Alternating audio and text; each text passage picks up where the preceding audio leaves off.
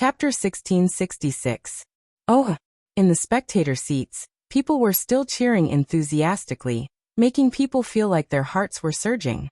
However, for the 8 teams standing on the field, this was not the time to enjoy the feeling of being the center of attention. The referee, Pumpkin, appeared out of nowhere. He stood in front of the 8 teams and spoke with a humorous voice. Please select one participant from each team to participate in the first day of the competition. Secret. Is it a secret? Everyone fell into deep thought. Noah turned his head and looked at the stone tablet in the middle of the field. Day 1. Secret plus duel the next day? Plus duel day 3? Plus duel day 4? Plus team duel day 5? After clearly reading the contents of the stone tablet, Noah was still unable to analyze any useful information. The only thing he could be sure of was that this so-called secret was definitely not as simple as an ordinary battle. Otherwise, there would be no need for a duel at the end. The rest of the people were obviously thinking the same thing, and they all began to discuss. Then it's time for us to send someone. Laxus glanced at Noah. Who should we send? The details of the competition will only be announced after the contestants have been sent out, Mira said. However, from the point of view of the theme of concealment, this time's competition shouldn't have anything to do with a direct confrontation, but rather with concealment, right? Then I won't appear. Gadula dug his ears, looking bored. I'm not good at doing sneaky things. Noah also frowned. If the Gate of Babylon was still around, no matter what kind of competition it was, Noah would be able to deal with it. But now, his authority was being upgraded, and the Gate of Babylon was left in the space between worlds to defend against the invasion of the Shadow. With Noah's current means, he was not very good at things like concealment. If that's the case, why don't we send Zhu Bian? Zhu Bian volunteered and raised his hand. Zhu Bian can change his form and turn into water. Maybe he can play a role in concealment. Hearing this, Noah thought for a moment, then nodded and said, Be careful. Be careful. Let's not talk about the rest of the teams for now, but Sabertooth and Raventail are very likely to target us. You have to be on guard against them. After all, Sabertooth had been thinking about how Fairytale had snatched the first place in the preliminaries, so it was very likely that they would use this opportunity to target Fairytale. As for Raventail, it was needless to say. Fairytale and Raventail were absolute enemies. It was basically certain that Raventail would be the target of Fairytale. So no matter what, they had to be careful. I understand. Zhu Bian nodded heavily. His eyes were filled with determination. Then Zhu Bian is up. After saying this, Zhu Bian walked out of the team and attracted everyone's attention. Leo of Lamia Scale looked at Zhu Bian, who walked out of the team. At first he was startled, but then an interesting smile appeared on his face. That girl is quite cute. Okay, if that's the case, I'll go up for this round. Ivan of Blue Pegasus was the same as Leo. He had his eyes on Zhu Bian and spoke without hesitation. Please let me go up for this round. Following the players of Lamia Scale and Blue Pegasus who walked out, the rest of the guilds also sped up their selection. In the end, Mermaid Heel's team sent out a girl who looked a little rustic, while Cotter Cerberus sent out a muscular man who wore a headset and had a pigtail. Then Fairytale A's team also made their selection. That guy Leo is actually going on stage so soon? Gray pulled off the tie on his clothes, and his eyes became restless. If that's the case, I'll go up for this round. Be careful, Elusha gave the same advice as Noah. Sabertooth and Raventail will most likely target us. Don't be careless. I know. Gray nodded, then walked out of the team. Thus, only Sabertooth had not sent out a contestant yet. It seems that the people who are going up are all people that I don't remember. Lucifer flicked the hat on his head and smiled very elegantly. Then I'll go get to know them and record their names. Justin, Roger, and Olyaga naturally did not have any objections. After all, none of the people that they cared about had gone up yet. However, Xuanai, who had been silent all this while, suddenly raised his head and spoke. Master Lucifer, please let me go up for this round. All of a sudden, everyone was stunned. I have no problem with that. Lucifer looked deeply at Xuanai and shrugged.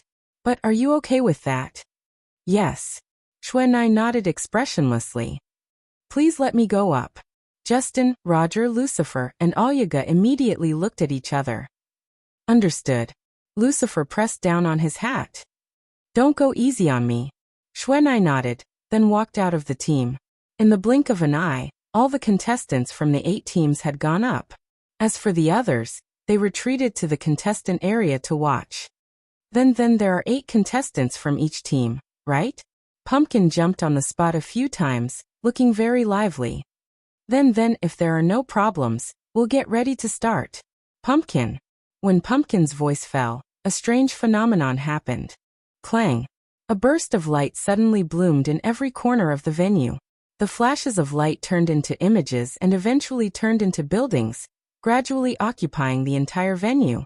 It didn't take long for a city to appear in the venue. The contestants were all startled. Soon after, they were separated by the flashing buildings and scattered to every corner of the town. That was not the end. After the contestants were distributed to the various corners of the town, the missing figures began to appear one after another on the streets of the town. Those were all thought bodies of the 8 contestants. Therefore, in the blink of an eye, every street of the town was filled with thoughts of the contestants, and it became crowded. In the next second, in the sky above the town, crystal screens also flashed, broadcasting the current situation of every contestant in the town. Now let's begin the explanation of the rules. Chapati picked up the microphone and let his voice spread to the entire venue. As you can see, the so-called secret is to let the contestants of each team play hide-and-seek in the town. They are the ones chasing each other. And the ones being chased are also the ones being chased. In the process of the competition, there are no restrictions on methods and magic.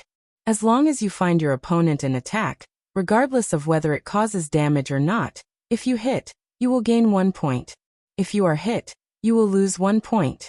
Chapati reminded. At the same time, please note that the town is filled with your replicas. Once you hit a replica, you will lose 1 point. Finally, according to your points, we will determine the ranking, Chapati announced loudly. The competition time is 30 minutes. Now the first day of the Great Demon Combat Arts competition, the secret competition, begins. Chapter 1667. Dang.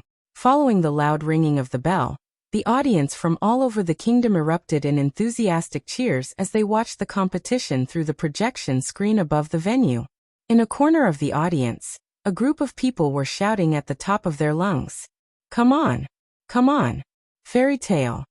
Leading a group of fairy tale magic shooters, Makarov stood directly on the edge of the audience's wall. He was shouting so loudly that the veins on his temples were popping out, making people worry that he would suddenly be out of breath later. However, under the leadership of Makarov, the group of fairy tale magic shooters yelled tirelessly, cheering for Gray and Julian. In the contestant area, the 2 teams belonging to Fairy Tale were also watching the projection screen, looking forward to the results of the competition. Perhaps because of Noah and Alusha's instructions, Gray and Julian didn't appear too conspicuous after learning the rules. Instead, they immediately rushed into the large crowd of projections on the street, blended into the crowd, and completely disappeared. Not only Gray and Julian, but the contestants of the other teams also understood tacitly and blended into the crowd, using their projections to hide their whereabouts. This was the true meaning of concealment. The members of each team needed to take advantage of the terrain and the crowd to hide their whereabouts, and at the same time, they needed to find their opponents in the vast crowd and give them the right blow. If they hit the real body, they would gain points. If they were hit, their points would be deducted. And if they hit the clones, their points would also be deducted. In the end, the rankings of the 8 teams would be determined based on the points obtained. In other words, the contestants of each team must be very cautious in this competition. They must not only avoid losing points, but also find ways to score points. It's really very difficult. Chapati, who was in charge of the live report, reported dutifully. We can see that the contestants of each team have already blended into the crowd of clones, completely hiding their whereabouts. They are moving and observing in the dark, carefully moving their positions while looking for the contestants of the other teams. As expected of a team that can enter the top 8, every magic shooter is very clear about what they should do. Yajima praised. However, time is also limited. Once the 30 minutes time limit is up, the results will be out. For this reason, they must find ways to score points. Whether they can remain calm in this situation and not become anxious because of the passage of time, and then reveal their flaws, this is where the contestants will be tested. Our Evan Cohen won't reveal any flaws so easily. Jenny smiled. Please look forward to his performance. While the three people on the rostrum were passionately discussing the situation, the sharp-eyed Chapati suddenly noticed the situation on one of the projection screens. His eyes abruptly widened as he excitedly yelled out. That's Snow Agulya from Sabertooth. The magic shooter of the most powerful guild has finally started to move. Chapati's words attracted everyone's attention to the projection screen that was broadcasting Snow Agulya. Following that, everyone began to clamor. There was no other reason. The girl named Snow Agulya didn't hide at all. Instead, she stood openly on the top of the bell tower in the center of the town, and her snow-white coat fluttered in the howling wind. She didn't hide. Chapati shouted in disbelief and excitement. Is this the calmness of the most powerful guild? Everyone in the audience burst into astonishing cheers.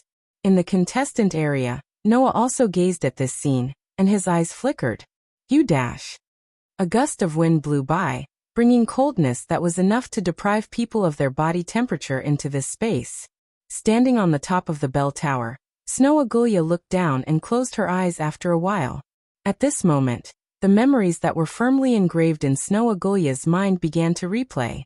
For Snow Agulya, it was a memory from 7 years ago. The location of the memory was Magnolia. However, it was only a small alley in Magnolia. At that time, Snow Agulya was just a vagrant. She didn't have anyone she could rely on. She was only 11 years old. She was wearing dirty clothes that hadn't been washed for God knows how many days. Her life was a situation where she couldn't guarantee her survival, and could starve to death at any time. Her family had already passed away when she was younger. Her only home was burned down in a disastrous fire. She had no family and no home to return to. In order to survive, Snow Agulya could only sneak into the bustling city, and try to pick up some leftovers that the rich people didn't want. Of course, no one would like a child like her. Not to mention, Snow Agulya didn't have anything at that time. Because she was too young and dirty, she wasn't as beautiful and delicate as she was now. It was predictable that she would be bullied. It was at that time that Snow Agulya met him in the alley.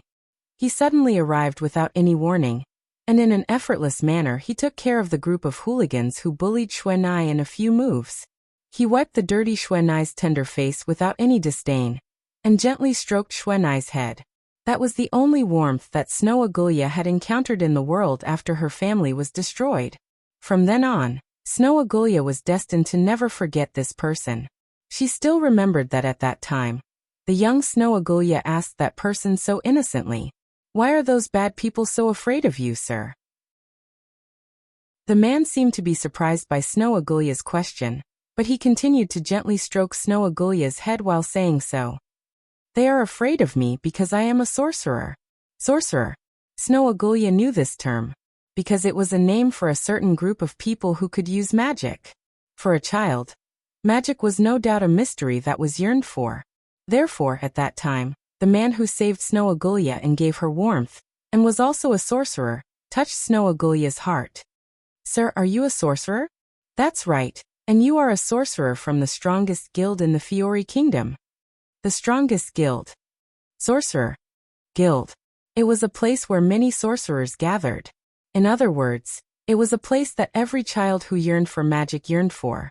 The man was not only a sorcerer, but also a member of the strongest guild in the Fiori Kingdom. Because of this, the man had the qualifications to be regarded as an idol by the children. Snow Agulya was no exception. With all these factors added together, the man's image in Snow Agulya's heart became extremely high. After that, the man left Snow Agulya a large sum of money that was unimaginable to Snow Agulya at that time, and a key, a Star Soul key. "Use it well. I hope that the next time we meet, you will have become a great sorcerer." After leaving this sentence, the man left. However, in Snow Agulya's heart, The man stayed forever and could never be forgotten. From then on, Snow Agulia decided, in the future, I want to join the strongest guild and become a sorcerer in the strongest guild. In order to achieve this wish, Snow Agulia trained hard and found out the name of the strongest guild in the Fiori Kingdom. That was the Sabertooth. Thus Snow Agulia joined this guild. However, after joining this guild, Snow Agulia found out that her wish was so laughable. There was no man in that guild that Snow Agulia yearned for. Later on, Snow Agulia found out that the man's guild was not the Sabertooth, but another guild that was once the strongest. However, that guild had declined and was no longer the strongest guild. And the man she yearned for had long been destroyed by the Black Dragon on Sirius Island, who destroyed a country in silent revelation. At that time, Snow Agulia fainted. After waking up, Snow Agulia cried again. The strongest guild or whatever, it doesn't matter at all. I just want to follow in your footsteps and come to you to tell you that I have become a great sorcerer. This was the real thought in Snow Agulia's heart. Since then, Snow Agulia seemed to have lost the meaning of life. Every day, in order to not be kicked out of the guild, she mechanically trained her strength and lived like a walking corpse. Until 3 months ago, when the Sirius Island that was supposed to be destroyed reappeared and the main members of the Sirius Island returned, Snow Agulia's heart came back to life. I am already a great sorcerer. At the top of the bell tower, Snow Agulia slowly opened her eyes as if she could see the back of that person. Her eyes bloomed with a strong will. Let me prove it here. After saying this, Snow Agulia raised a golden key high in her hand. Chapter 1668. Just as Xuanai raised the golden key high up, Lucy, who saw this scene from the projection, couldn't help but cry out in surprise. Isn't that the key to the 12 ecliptic gates? Star Elven key? Elusha stared at Xuanai on the projection screen and spoke in a low voice. Is that Xuanai also a Star Elven Archmage? Noah, who also saw this scene, narrowed his eyes. Sure enough, there is the key to the 12 ecliptic gates. Under everyone's gaze, Xuanai's entire body flickered with starlight like magic. The Star Elven key that was raised high up blossomed with radiance. Open. Libra constellation gate Libra. From the radiance blossoming from the Star Elven key, a magic array suddenly revolved and appeared above the entire clock tower. Immediately, from the magic array, a young girl slowly emerged. It was a young girl wearing a cheongsam, with a tray of Libra hanging in each of her hands. This young girl was precisely the Star Elven of the Libra constellation of the 12 ecliptic gates Libra. Looking at the young girl who appeared from the magic array, Xuanai softly spoke. Go Libra. Libra nodded without any hesitation, lowering the 2 Libra trays in her hands. A burst of astonishing magic suddenly erupted from Libra's body, transforming into formless ripples that reverberated in all directions. Wherever the formless ripples passed, the space actually became heavy. Immediately after, the contestants mixed in the sea of people were all unprepared and suddenly felt their bodies become heavy, uncontrollably smashing onto the ground, including Gray and Julian. This is... Gray's expression slightly changed. Gravity. Ugh. Julian seemed to be ruthlessly pressed down by something heavy, revealing an uncomfortable expression. Being pressed down by gravity. Libra's magic was the magic that manipulated gravity. At this moment, under the pressure of the suddenly extremely heavy gravity, the members of the other 7 teams were all firmly pressed to the ground, revealing uncomfortable expressions. However, it was only suppressed by gravity at most, and could not be considered an attack. Therefore, Xuanai's score did not increase at all. However, this was not Xuanai's goal. The reason why Xuanai had summoned Libra and had him change the gravity was to find the participants of the various teams that had mixed in with the body of longing. This was because the body of yearning would not be affected by gravity and would still stand in place. As for the contestants, they would definitely be affected by gravity. At this very moment, Snow was relying on her astonishing magic power to support Libra's magic, allowing Libra's magic range to extend to the entire town, suppressing everyone. Then, Xuanai took out another key. It was also a golden key. In the contestant area, Lucy couldn't help but cover her mouth. There is a second one? The second key. Elusha was also surprised. Could it be that she can double open the door?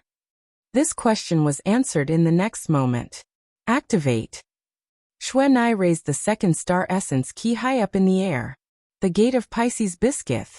The star-like radiance once again flickered from the star essence key. Following the rotation of the magic array, two huge black shadows scuttled out from the magic array. The black shadows were two fishes. The two fishes were extremely huge, at least tens of meters long. They looked like eels, but they looked like dragons as they roamed in space. Biscuit. Xuanai directly ordered. Attack. The two fishes that were roaming in space suddenly separated, as though they were swimming in invisible water. They drew two perfect parabolas as they flew to the top of two corners of the town. Then with a sudden burst, they suddenly descended. Bang! The two huge fishes fiercely crashed into the ground, stirring up a burst of sand and dust. Ah! Amidst the sand and dust, the two figures let out sorrowful cries as they were blown away by the burst of wind. They flew all the way and crashed into the walls of two buildings. This was not the end. After sending the two contestants flying, the two giant fishes named Biscuit once again shot towards the horizon. With an extremely nimble twist of their bodies, they swam in two different directions. Like meteorites falling from the sky, they heavily smashed down. Bang! Another rumbling sound rang out, and the ground cracked from the impact. An astonishing amount of sand and dust once again shook the ground, sending the two figures in the center flying, causing the two participants to let out miserable cries. For a moment, the entire town seemed to have turned into a playground for two huge fishes. The two fishes kept colliding with each other, setting off waves of impact and raising bursts of sand and dust. The ground trembled, and the buildings began to shake. The star spirit named Biscuit was like a dragon roaming in the sea, moving its body within the city that continuously stirred up sand and dust. Under Xuanai's command, it continuously attacked. Firmly suppressed by Libra's gravity, the group of contestants were completely unable to resist. They could only continuously receive heavy impacts, and amidst waves of mournful cries, they were sent flying one after another. Oha! The audience burst into cheers of amazement. That's amazing! Chabadi shouted into the microphone. Under the attack of contestant Yukino, the other contestants can't resist at all. They can only passively take the attacks. Yukino's points are constantly increasing. What an astonishing amount of magic power! Ajima exclaimed with a serious expression. Not only can she open 2 of the 12 zodiac gates at the same time, but she can also make gravity cover the entire town. With such a large area of effect magic, it is reasonable to say that the power should be severely dispersed, but contestant Xuanai is still able to firmly suppress the other contestants, making them unable to resist at all. This level of magic, no matter which guild, is enough to become an S-rank magic shooter. In order to pursue the figure she longed for, after 7 years of hard training, the girl who had problems with food and clothing had completely transformed, possessing astonishing strength. Under such circumstances, even Gray and Julian could only put up some resistance. After dodging a few of Biscay's attacks, they were still hit repeatedly. As a result, in the entire battle, except for Yukino, the points of the other contestants were constantly decreasing. Gray brother Gray. Naz, Alusha, Lucy, and Wendy all exclaimed. Julian. In the audience, Makarov and the others also couldn't help but exclaim. The other contestants and members of the other guilds looked at the one-sided situation, and all of them had ugly expressions. The only exception was the sorcerer from Saber-Tooth. Well done, Yukino. Sting laughed loudly. That's it. Amazing magic power. No wonder she can defeat all the other members of the guild except for the 5 of us. The corner of Lucius's mouth slowly rose. This level of strength is already not weaker than us. That's what my memory tells me. I finally understand why Miss personally chose her. Alyga snorted softly. Really? Why didn't we hear anything about such a powerful member before? That wasn't strange. After learning that Noah had disappeared on Celestial Wolf Island, Yukino just dealt with the guild like a walking corpse while mechanically training. Such a method led to 2 results. 1. Yukino's handling made this girl not very conspicuous in the guild. 2. The continuous mechanical training made this girl who was immersed in sorrow unknowingly hone a magic power that shocked even herself.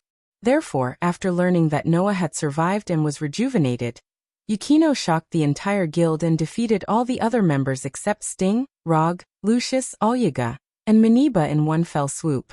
And such strength was only honed because of one person. Looking at the one-sided situation on the projection screen, Noah stared closely at Yukino, who was holding 2 keys high, her body fluctuating with amazing magic power, and fell into silence. Chapter 1669. Dang dang dang dang.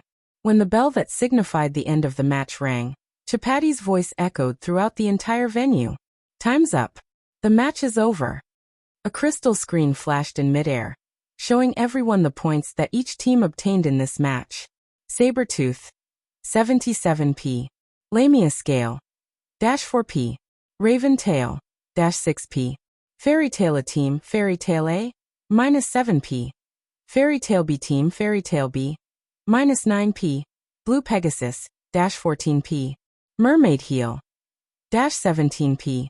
Cotter Cerberus, -20p. Looking at the score, the audience burst into cheers. As for the other guilds, they were all silent. On the score table, other than Sabertooth, the other guilds had negative points.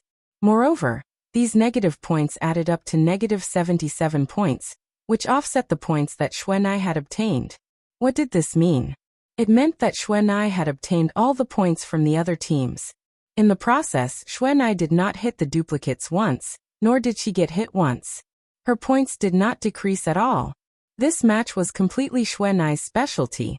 Without a doubt in this match, Xuanai has obtained an overwhelming victory. Chapati reported to the audience. According to this ranking, the 8 teams have also obtained the corresponding points, and the guild rankings have been changed. The current rankings are as follows. First place, Sabertooth 10p. Second place, Lamia Scale 8p. Third place, Raven Tail 6p. Fourth place, Fairy Tail A Team 4p. Fifth place, Fairy Tail B Team 3p. Sixth place, Blue Pegasus 2p. Seventh place, Mermaid Heel 1p. Eighth place, Cotter Cerberus 0p. After the first match, our Sabertooth has finally obtained the first place, followed by Lamia Scale. The secret tournament has finally ended. Under Chapati's report, the town and the venue gradually disappeared like a phantom. In the town, the 8 contestants were all teleported out. Moreover, the moment they appeared, 7 of the contestants were kneeling on the ground, constantly gasping for breath. Their bodies were either covered in dust or full of wounds, looking very pathetic. Only Xuanai, who was completely unharmed, stood in the cold wind, looking delicate and beautiful. That fellow. Gray raised his head and stared at Xuanai with an ugly expression. Zhu Bian. Since he did not have the strength to retaliate. Zhu Bian bit his lips.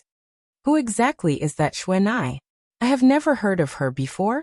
Liu's face was also somewhat ugly. Of course, Gray, Zhu Bian and Liu were still considered good. At least they dodged the attacks of the Pisces constellation star spirits a few times, and did not let their points fall too far behind. But the 3 of them did not have the opportunity to obtain points under the dual suppression of Pisces constellation and Libra constellation. In the end, in the entire competition, other than Xuanai, the rest did not obtain any points, and could only passively dodge and endure Xuanai's attacks, allowing Xuanai to continuously obtain points. Right now, other than Xuanai, the rest of the contestants were only ranked based on their ability to resist and dodge. So everyone's face was extremely ugly. To this, Xuanai only silently raised her head and looked in one direction. In the next moment, the 2 gazes met in midair. Noah looked at Xuanai, who was staring at him, and saw the determination in her eyes, but did not say anything. Noah's intuition told him, even if it was only at this time, he must definitely pay attention to this girl, and take in this girl's performance in his eyes. Otherwise, it would definitely shatter the heart of this girl who seemed strong, but was actually very fragile, and would never be able to recover. On the side, Mira tightly hugged Noah's arm and said softly, "That child is really strong." Xuanai was indeed very strong. As a star spirit archmage, Lucy could not be compared to Xuanai at all. Even the original angel could not compare to the current Xuanai. Just like what Yajima said. This girl, no matter which guild she was in, had the ability to become an S-rank archmage. If she continued to train, in another 1 or 2 years, it would not be difficult to surpass the current Alusha and Mira, right? Xuanai Agulia. Noah muttered to himself. Very good, I will remember you. Not knowing if it was because she heard Noah's voice, Xuanai's eyes rippled a little. She retracted her gaze and returned to the contestant area of Sabertooth amidst the cheers of the audience. The rest of the contestants also stood up and returned to the contestant area where their teams were located. I'm very sorry. Julian lowered his head and did not even dare to look at the crowd. Julian has embarrassed you all. Don't mind it. Gadula glanced at Julian and said in a seemingly unconcerned manner. It's not that you are too weak, but that Star Spirit Archmage is stronger than we thought. If the other 4 people are as strong as that Star Spirit Archmage, then there are not many people on our side who can fight against them. Laxus folded his arms and closed his eyes. Although I don't think that in the end, we will lose. That's right. Mira stretched out her hand and gently hugged Julian. You have worked very hard. It's only the first day. Take it slow. Yes. Julian looked at Noah dejectedly. I'm sorry, Sir Noah. It's just a competition. You didn't lose face. At least we are still in the 5th place. Alusha is also in the 4th place. The gap between us and the 1st place is not that big. We just have to catch up later. Noah shook his head. Don't forget, there will be a duel later. The organizer will choose the contestants for the duel. It's not impossible for them to choose you again. So, you should rest well. If you are chosen, you just have to win it back. Julian relaxed a little and nodded heavily. Under Myra's care, he sat down and began to rest. At this time, Chapati also began to announce on the rostrum. The first day of the Great Demon Fighting Drill has come to an end. Next, let's enter the exciting duel. Chapati took up a form. Just now, the organizer handed over the duel list to me. There will be a total of 4 duels. Each duel will be between 2 teams of 2 guilds. I will now announce the first duel. Speaking of this, Chapati suddenly widely opened his eyes as he raised his voice abruptly. For the first duel, the first to appear is actually one of the 10 great Saint Magi of Lamia scale, Turarikis. For a moment, there was a trace of silence in the audience. Then, there was a burst of cheers. Me. Tura raised her head in surprise. However, in the next moment, Chapati's announcement made Tura's eyes light up. The contestant is Fairy Tale B. Noah Doria. Noah's eyes began to flicker with an intimidating light. Chapter 1670. Tura. It's Tura. Tura is coming out. I didn't expect him to come out in the first duel of the first day. That's great. When the 5th of the 10 Saint Magicians came out on stage, the atmosphere of the entire venue was ignited. At this moment, the audience in the entire venue let out excited shouts. Tura, Tura, Tura, Tura. Immediately, extremely orderly shouts rang out in the air above the entire venue. That enthusiasm was enough to make anyone concede defeat. Apart from the audience, the contestants of the other guilds all focused their attention on 2 places. One was the contestant area for Fairy Tale B. The other was the contestant area of Lamia Scale. Under everyone's gaze, in the contestant area of Lamia Scales, Tura, who was dressed in a monk's robe, slowly stood up. An excited smile appeared on his rock-hard face. It seems that even luck is on my side. Hearing this, among the contestants of Lamia Scale, except for Leo, the others didn't understand what Tura meant.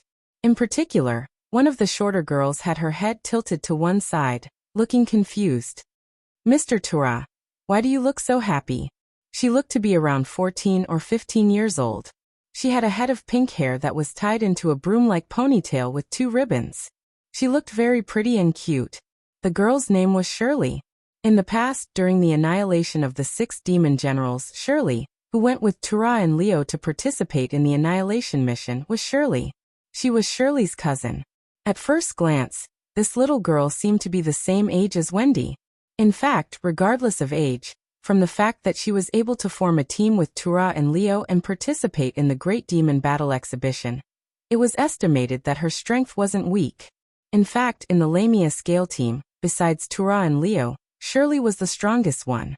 However, Shirley's personality was very muddle-headed. In addition, she also didn't know about the past between Noah and Tura, so naturally she had this question. Thus Tura smiled at Shirley. Of course I'm happy. In the past 7 years, I felt regret countless times that I didn't have a good fight with him. Is that so? Shirley scratched her head. In other words, that big brother named Noah Doria is very strong? The person who answered this question wasn't Tura, but Leo. Leo looked at Shirley and said, if you want to know whether he's strong or not, you can ask your cousin. If you're someone who participated in the Great Demon Battle exhibition, then you'll know how strong he is. I still don't quite understand, Shirley asked directly. Could it be that Big Brother is stronger than Mr. Tura? At least 7 years ago, Mr. Tura admitted that he wasn't as strong as him. Leo smiled. Of course, that's not necessarily the case now. Is that so? Shirley sighed. So that's how it is. This is love. No, it has nothing to do with love. Leo sighed. However, personally speaking, I'm also very curious. After 7 years, who's stronger between Mr. Tura and that big brother? This sentence made Tura turn around and smile. I'm also very curious. That's why I participated in the Great Demon Battle exhibition. After leaving this sentence, Tura walked out of the contestant area and walked towards the venue.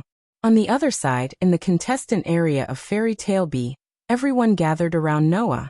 You're going up against that rock iron Dura right from the start? Raxus asked Noah, which was a rare sight.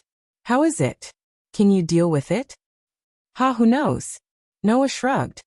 For the time being, I can still fight. Don't lose. Gadjaloo curled his lips. If you can get 10 points, then you can catch up. Noah won't have a problem.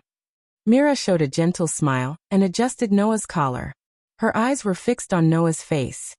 I believe that even if your opponent is one of the top 10 Saint Magi, you won't lose. Hearing this, Noah couldn't help but smile. He stretched out his hand and gently touched Myra's beautiful face. Since my dear wife has said so, then I can't let you down. After saying this, Noah stood up and slowly walked forward. Then I'll be back. Be careful on the road. Mira waved her hand at him like a wife sending her husband off. Come back quickly.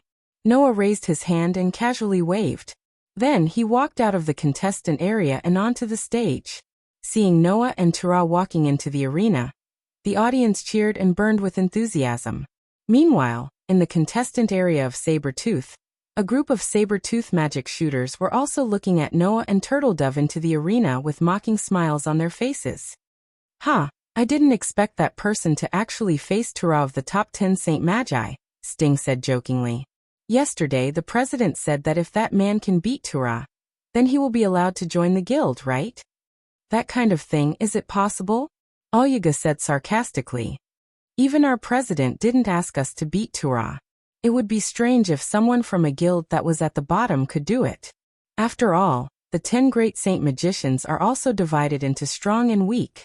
No matter what, Tura Rakaitis is ranked 5th among the 10 great saint magicians. If the top 4 of the 10 great saint magicians are truly monsters, then the 5th one is truly the strongest high mage among humans. Lucius nodded. That's what my memory tells me. Well, let's look forward to it for the time being. Sting glanced at Xuanai and said this with a smile. No matter what, Xuanai has a deep relationship with that man. For him, she can even stand up against the president. At least, we should take a good look at his performance for Xuanai's sake. Xuanai didn't pay any attention to Sting's teasing. She only silently gazed at Noah, who was gradually walking into the arena. Perhaps even Xuanai herself didn't notice. Her heartbeat had already begun to accelerate. In the arena, the cheers were still incessant, shaking the air and making people's hearts surge. Of course, almost all of those cheers were directed at Tura. Under such circumstances, Noah and Turtledove were facing each other with a distance between them. I've always wanted to fight with you. The smile on Tura's face didn't disappear. He was obviously in a good mood. I'm really happy to be able to fight with you so quickly. I also feel very honored to be able to be looked forward to by the 5th Archmage of the 10 Saint Magi, Noah said indifferently. But sorry, I don't intend to give you the victory. So if you want to beat me, you'd better use your full strength from the beginning. Noah's shameless boasting made the audience in the arena start to boo. However, Tura's performance made the audience feel extremely stunned. Of course. Tura stopped smiling, and his eyes became unprecedentedly serious. I don't have the confidence to do anything to you without using my full strength. Tura's words caused a commotion in the audience, but it also led the atmosphere to a climax. Not giving in to each other. The will to never admit defeat. Which side will win in the end? Chabadi solemnly announced. The first duel of the Great Demon Wars. Fairy Tale B Team, Noah Doria vs. Lamia Scale Turaresis. Begin. Chapter 1671. Pa. Just as the announcement of the start of the duel was made, Tura suddenly clapped his hands together like a monk. Wang. Along with a trembling sound, an incomparably powerful mana burst out from Tura's body like a storm. His monk robe fluttered as a raging gale blew in all directions. Under the sweeping of the magic wind, the sand on the ground began to rise, mixing with the wind. In an instant, it turned into a sandstorm vortex with Jilla as the center, constantly rotating. Thus, half of the entire venue was quickly enveloped by the whirlpool of sandstorm, causing the atmosphere to become chaotic. Just by relying on pure mana, Tura was able to create such a phenomenon. That scene caused the cheers of the audience to suddenly stop. That was because everyone in the audience had already subconsciously held their breaths and froze on the spot, due to the powerful mana that was surging towards them. It wasn't just the audience. Even the powerful high mages from the various large guilds were shocked by the shockwave of mana. Each and every one of them widened their eyes. Under such circumstances, Tura, who was at the center of the whirlpool of sandstorm, didn't intend to stop. His body tensed up as veins bulged on his rock-like face as he let out a deep roar. Roar, roar, roar, roar. The roar echoed clearly in the air, causing the mana from Tura's body to become even more astonishing. It was like a typhoon, constantly sweeping through the area. The robe of Noah, who was standing on the opposite side, was violently undulating from the violent sandstorm that was sweeping towards him. However, Noah didn't seem to be affected in the slightest. He looked at Tura, who was at the center of the storm, and slowly narrowed his eyes. In this world, Noah had already seen Tura's mana as early as 7 years ago. It was when the Alliance army was carrying out a mission to annihilate the 6 demon generals, Oration Cease. At that time, Noah and Kara had a brief confrontation when they first met. Of course, at that time, Noah and Tura didn't really fight. Instead, they both released their mana and engaged in a pure contest of mana. Compared to that time, Tura's mana had increased by more than 1 level after 7 years. At the very least, in Noah's memories, the level of magic power that Jura was bursting with was only weaker than the 2 existences in this world. One was a Kuno Loya. The other was Jerf. In addition to the 2 existences above, Tura's mana had already surpassed Makarov, Lax's and even Kilda's. However, Tura wasn't squandering his mana to prove anything. Noah understood almost immediately. Tura intended to continue the magic contest during the Alliance army's time. Understanding this, Noah was helpless, and he muttered in amusement. You chose the wrong method, Tura. As soon as his voice fell. A very slight tremor shook from Noah's body. It was the sound of an invisible mana fluctuation that began to sweep up around the ground where Noah was standing, causing the space to tremble.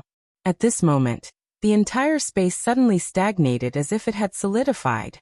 The sandstorm that had enveloped half of the venue and was constantly spinning like a vortex also stopped. Bang! In the next second, along with an explosive sound, a wave of extremely terrifying magic power exploded from Noah's body, turning into a phosphorescence that was like flames that slowly burned. What? Tura was shocked. However, before Tura could react, the mana aura that soared from Noah's body suddenly exploded, turning into a mana light beam that soared into the sky. In an instant, it scattered the clouds and made the entire sky chaotic. Rumble. The ground began to shake without any reason. Kacha-kacha.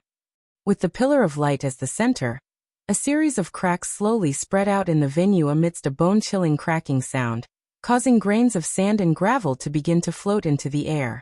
Noah just raised his head and looked at Tura, his dark eyes flashing with a sharp light. All of a sudden, the mana light pillar that rose from Noah's body expanded bit by bit, stirring up a terrifying hurricane that directly blew away the sandstorm that enveloped half of the venue, forming a shockwave in the form of a ring. At this moment, the entire venue was shaking as if it had encountered an earthquake, shaking desperately. Woo woo woo woo. In the spectator stands, the spectators from all over the kingdom let out cries of surprise. Under the effect of the earthquake-like shaking ground, they all fell to the ground with cries of agony. As for the magic shooters from the various large guilds, they were also trying their best to stabilize their bodies under the influence of the shaking ground. At the same time, they looked at the terrifying mana light beam that soared into the sky from the center of the venue with a horrified expression on their faces. Impossible. Justin's face was full of horror. Impossible. Olyaga was also horrified. Impossible. Lucius could no longer maintain his elegance, and his face was covered with drops of sweat. As for Xuanai, her pair of beautiful eyes were filled with uncontrollable shock. Rumble. Under everyone's horrified expressions, the mana that soared from Noah's body continued to wreak havoc, causing the entire Frabird dome to shake and let out mournful cries. All of a sudden, the entire venue seemed to have fallen into a scene of disaster, causing the ground to crack and the air to tremble nonstop. One by one, the audience let out miserable cries and laments, falling into a daze and chaos. Even the bystanders were in such a state, let alone Tura, who was directly facing such a terrifying mana.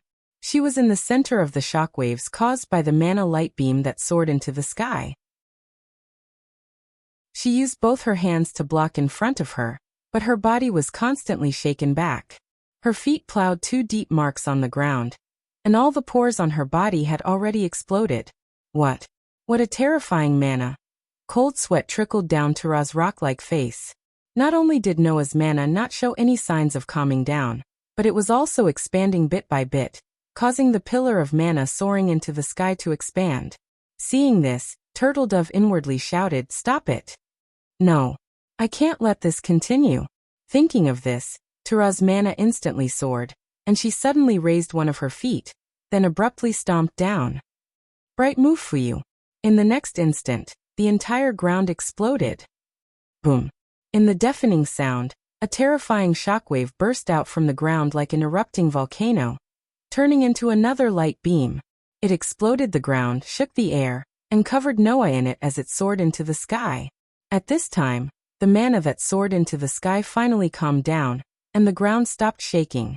However, this phenomenon not only did not let Tura relax, but her pair of eyes suddenly shrank. In the center of the erupting light beam, a figure violently rushed out, swept across the air, and rushed in front of Tura. Oh no! Tura seemed to have thought of something that could not be ignored, and couldn't help but abruptly change her expression. At this time, a powerful kick suddenly landed on Tura's chest. Bang! The muffled sound was extremely clear. Goo! Pained groans could be heard as well. Tura was directly kicked into the air, and her body turned into an arrow leaving the bowstring. Like a kite with a broken string, she flew out upside down and heavily hit the wall below the auditorium. Severe pain attacked her from the front and the back at the same time, making Tura feel that all the air in her lungs had been squeezed out in an instant. Chapter 1672. Cough, cough, cough. While coughing, Jilla supported herself with one hand on the wall and the other on her knees. She stood up awkwardly and looked forward. A drop of sweat dripped down from her chin and wet the ground. In the auditorium, the audience got up from the ground with lingering fear. They looked at Noah in the venue in shock. Their faces were all filled with shock. Apart from the sorcerers, the audience, who were ordinary people, could not understand what had just happened. The audience only knew that as soon as the competition started, the entire venue was shaken by Noah, and they were all affected. By the time the earthquake stopped, Jura was already in such a sorry state. This situation made the audience unable to react in time. On the rostrum, Chapati, Yajima, and Jenny all had stiff expressions. After a while, Chabati was the first to react. He picked up the microphone and spoke with a trembling voice. Hard to believe. That Dula is actually at a disadvantage. This voice awakened everyone who was standing there in a daze. The entire place fell silent. Oh. In the next moment, astonishing cheers erupted from the audience, causing the entire venue to shake. Although they couldn't understand what had happened, there was one thing that everyone understood. That was, as one of the 10 great Saint Magi, Jura had met a true opponent at this very moment. This match was destined to be more exciting than anyone had imagined.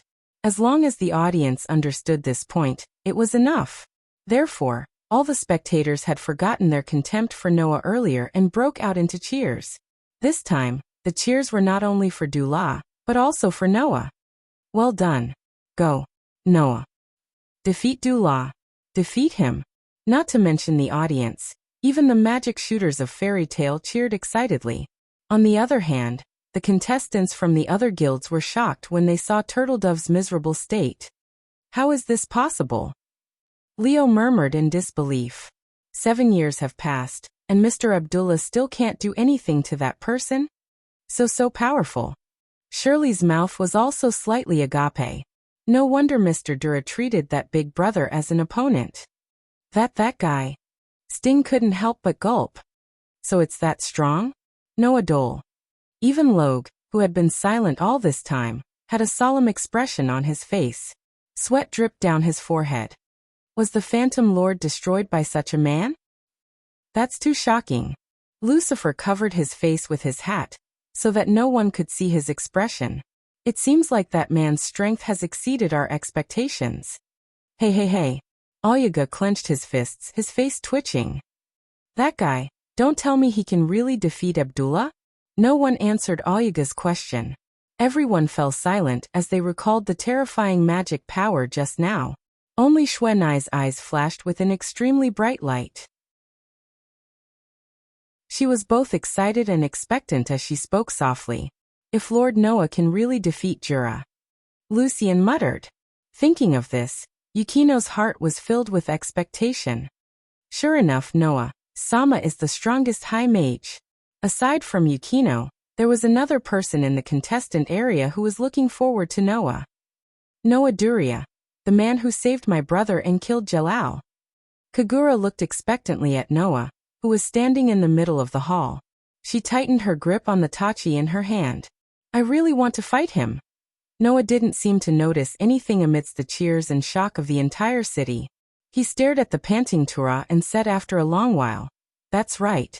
After a while he said, This doesn't seem like the kind of mistake you would make, Abdullah. Since the start of the match, Abdullah had made 2 mistakes. 1. He intended to use pure magic power to start the match with Noah. 2. He used pure elemental magic to attack Noah. There was no need to explain the first mistake. It was obvious how irrational it would be to compete with Noah, who had unlimited mana, in terms of mana. However, this mistake was pardonable. After all, Abdullah didn't know the extent of Noah's magic power. He couldn't be blamed for making such a mistake. However, the second mistake was somewhat inexcusable. That's true. Abdullah bitterly smiled. I forgot that magic is ineffective against you and used pure elemental magic to attack you. This is a mistake I shouldn't have made. During the time of the alliance, Noah had already shown that magic was ineffective against him. Thus, Abdullah also knew that Noah had such an ability. But in such a situation, Abdullah still made this mistake. This was a mistake he shouldn't have made. In order to defeat me, you are more or less blinded by the desire to win. Noah said in a critical tone. If that's the case, you won't be able to defeat me. It's time to calm down, Abdullah. Indeed, I was blinded by the desire to win. Abdullah took a deep breath and finally calmed down. A smile reappeared on his face. Then let's start again. Hearing this, Noah suddenly smiled. I'm ready anytime. Seeing that Noah and Abdullah were facing each other again, The audience cheered loudly. The atmosphere had reached a peak. Then a huge amount of mana slowly rose from Noah and Jura's body, igniting the atmosphere of the scene. "I'm coming," Abdullah shouted. Iron rock pillar. An earthen yellow magic array suddenly spun out from the ground beneath Turtle Dove. Immediately, huge rock pillars rose from the magic array like sharp thorns. They shot out from the ground and rushed towards Noah. Looking at the huge rock pillars rushing towards him, Noah's body did not move. However, around Noah, a blue magic array suddenly appeared, as if directly imprinted on the space surrounding Noah. Collect. Cast projection. Around Noah, one of the magic arrays suddenly gathered mana and turned into a blue flash of light. Like a beam of light, it shot out and instantly struck the huge rock pillars that were charging at him. Bang! A deafening explosion rang out, setting off astonishing flames and shockwaves. The huge rock pillar that was rushing towards them was blasted into dust by the beam of magic power, and was annihilated by the beam of magic power. The mana beam didn't slow down at all as it streaked across the air, creating a sharp sound as it flew towards Kara's direction. Abdullah was suddenly startled. He put his hands together and frantically agitated his magic power. Iron rock pillar. The ground beneath Jula's feet immediately trembled, and a huge rock wall rose up, firmly protecting Jula behind it. The magic light beam streaked across the space and met him head-on. Boom!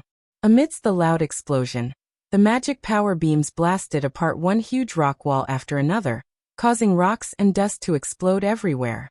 A wave of fire and shockwaves swept up in the center of the venue, blowing in all directions. The surrounding audience suddenly cried out in alarm. Hats, bags, and trash were swept away by the impact, causing the venue to become a mess.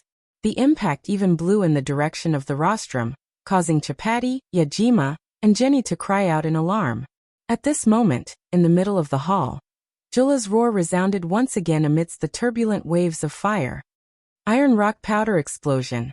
The moment the violent roar sounded, huge rock pillars with sharp spikes at the top, which were obviously lethal, burst out from all directions of the venue and turned into rock whips. They were like pythons, extremely nimbly sweeping through the space and surrounded Noah. Chapter 1673. Rumble.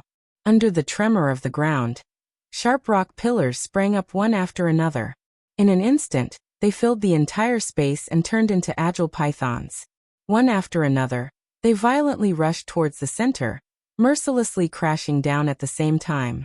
Noah only felt that the sky suddenly darkened. From all directions of the venue, sharp rock pillars had already swept through the air and heavily fell from the sky. If his ability points were still there, Noah might not even need to dodge or block.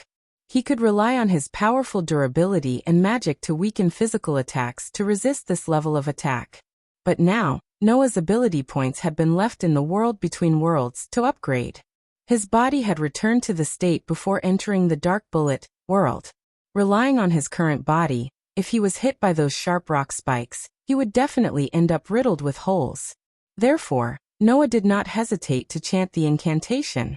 Magic array change, exchange patterns, collective change. The blue magic array imprinted in the space suddenly flashed, like a shield, surrounding Noah. Of course, the magic array did not have the ability to defend.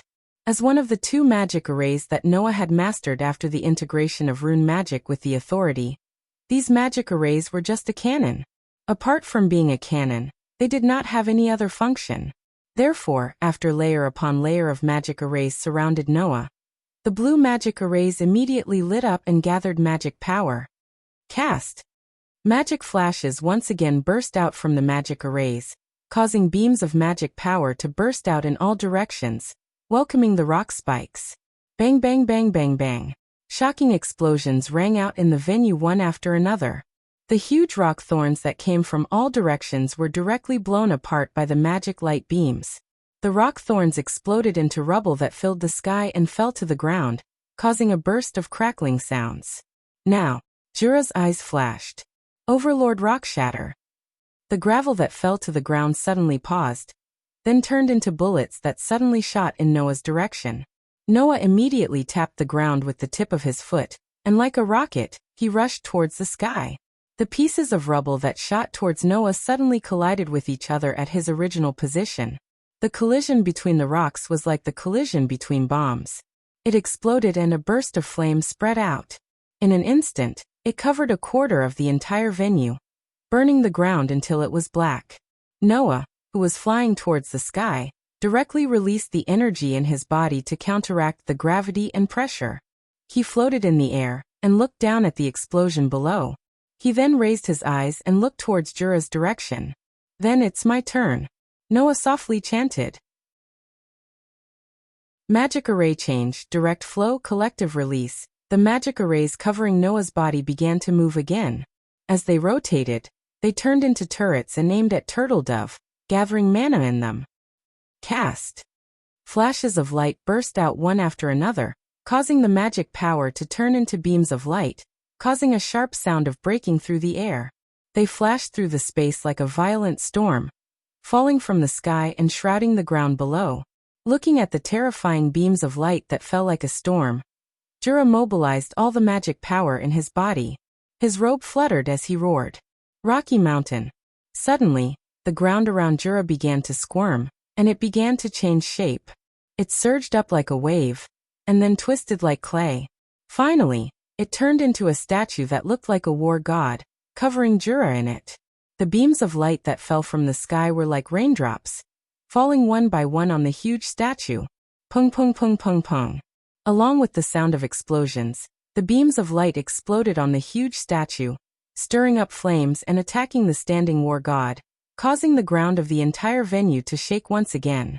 The audience didn't know how many times they cried out in alarm, but under the tremors of the ground, they became flustered. Monsters? Those two. Even the high mages from the famous guilds couldn't help but cry out. And then they began to stabilize their bodies in a fluster, trying not to be overturned by the tremors of the ground. In this way, only Noah, who was floating in the air, wasn't affected at all. He was still looking down. Pung pung pung pung pung. The beams of magic power continued to explode from the magic arrays, as if they didn't cost money. They fell like raindrops, bombarding the war god statue. The continuous bombardment not only caused the ground to shake more and more frequently, but it also caused the waves of fire to spread to the surroundings. It had already spread to the entire venue, burning the ground and the air, causing the temperature to rise little by little. In the venue, everyone was sweating due to the rising temperature. However, the war god statue didn't show any signs of falling apart under the bombardment of the magic cannons. It was still standing, firmly protecting Jura. Looking at this scene, Noah raised his eyebrows. "It's so tough. It seems that I don't need to show mercy."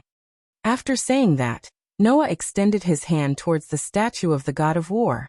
Magic Array Convergence, Forward Flow Patterns, complete. The magic arrays that turned into cannons suddenly rotated in the air like machines and gathered in front of Noah's palm. In an instant, they overlapped one another, and in the blink of an eye, they formed an extremely complex and huge magic array. Clang. An unprecedented light flashed on the complex and huge magic array, causing waves of terrifying magic power to begin to gather inside. In the next moment, Noah suddenly opened his mouth. Cast. As soon as his voice fell, a dazzling light burst out from the magic array, turning into a beam of light that penetrated the sky and earth, and directly fell down. The beam of light evaporated the air, separated the waves of fire, and caused the space to tremble slightly. Then, under the horrified gazes of the audience, it landed on the huge war god statue. An earth-shattering roar resounded and rushed into the sky, causing the whole world to tremble in an instant. It was so piercing that everyone's eardrums were in severe pain. In that instant, everyone in Coloches could see a blinding flash of light blossoming in the hall of the giant egg. Like a tide, the light surged in all directions and covered the entire hall. No one knew how long this phenomenon lasted. It wasn't until the deafening sound disappeared that the dazzling light gradually dissipated, exposing the Great Demon Battle Arts exhibition ground to the air. Then, the audience who were covering their ears tentatively opened their eyes that were tightly closed because of the dazzling light, and looked at the center of the venue. In the next second, everyone immediately sucked in a breath of cold air. What appeared in front of everyone was a real piece of scorched earth. The previously intact ground was not only covered with cracks, but it was also completely scorched black and emitted wisps of smoke. It was as if it had been burned by magma, causing the air to become somewhat dry and hot. The war god statue that protected Tura had long since disappeared, leaving only pieces of gravel covering the entire venue. In the air, Noah carried the unconscious Tura and slowly landed on the ground. Under the sluggish gazes of the audience, Noah indifferently opened his mouth. "So, the winner has been decided, right?" His words woke everyone up from their stupor. The match is over," Chapati hurriedly announced. "Winner. Fairy Tale be Noah Dole." The cheers that were louder than any of the previous ones soared into the sky, announcing the end of the match. Chapter 1674. Under the cheers of the audience, Noah brought the fainted Kara back to the contestant area of Lamia scales, and left her under their care.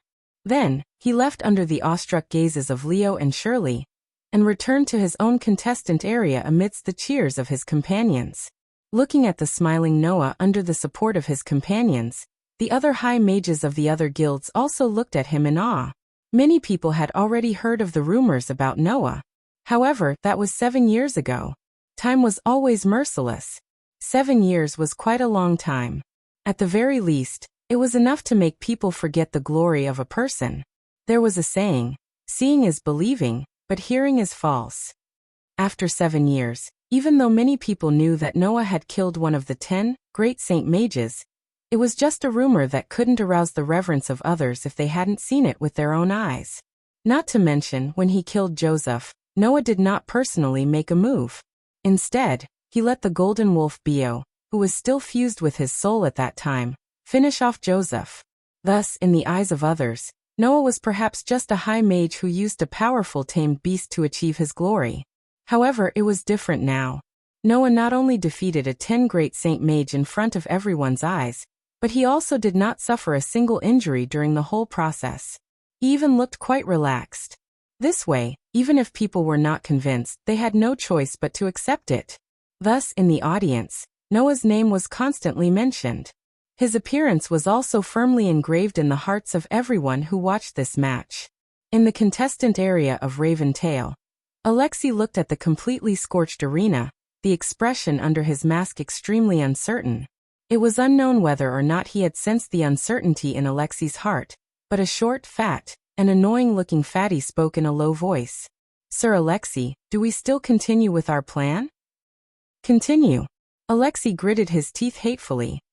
"I must obtain Lumen Starlight." "But Lord Alexei, that Noah Dole is so strong. I'm worried that if we act carelessly, our plan might be exposed ahead of time," the short fatty reminded. "What do you think we should do?" Alexei's face darkened. However, it had to be said that Alexei was indeed worried about this. Looking at Noah, who was being supported by everyone in the contestant area of Fairy Tale, Alexei struggled in his heart for a while. In the end, he let out a light breath and said coldly, "Then, before we start the plan, let's not make a move against the members of Fairy Tale for the time being. If you guys come across any members of Fairy Tale, use your own strength to deal with them. Don't play tricks and ruin my plan. Got it?" The short fatty agreed. Only then did Alexei's expression become better. Looking at Noah, who was being supported by everyone, he snorted coldly and turned his head away. At the same time, in the contestant area of Sabretooth, the group of magic shooters fell into silence.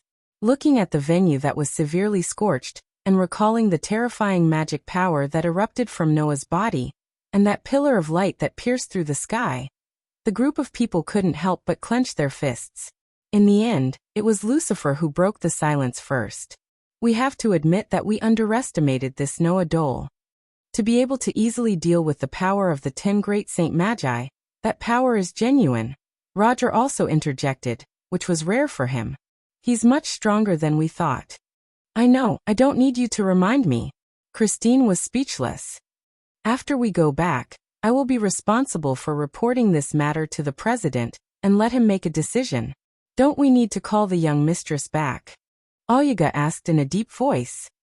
If we don't gather the 5 strongest people, we might not be able to win against that guy. The young mistress is working outside now. It's estimated that she won't be able to come to Coloches until tomorrow, Lucifer said. If we call the young mistress back now, it might be very troublesome. There's no need to go to that extent. Christine pursed her lips. The Great Magic Combat Arts competition isn't a one-person competition, but a guild competition. So what if he's the only strong one? If it's only one person, he won't be able to shake our Sabertooth's position as the strongest. Everyone nodded in agreement. The truth was indeed so. The Great Magic Combat Arts competition was a competition between guilds. No matter how strong Noah was, under the constraints of the rules, he wouldn't be able to reverse the situation. Not to mention other things, just for the duel, the contestants were all decided by the organizers. Noah might not be chosen to fight. And as long as Noah couldn't fight, this person was nothing to worry about. As for the competition, it wasn't necessarily a competition of strength. It wasn't certain who would win and who would lose. Therefore, although Christine and the others already looked at Noah in a new light, they didn't panic because of it. Besides, no matter how strong Noah was, it had nothing to do with Christine and the others. After all, the opponent that Christine and Roger had their eyes on wasn't Noah in the first place. There's only one person I want to fight. Christine's eyes flashed with a sharp light. Nazdo Lagner, if you don't have the strength of Noah Dole, then just wait to kneel in front of me. Gadjul.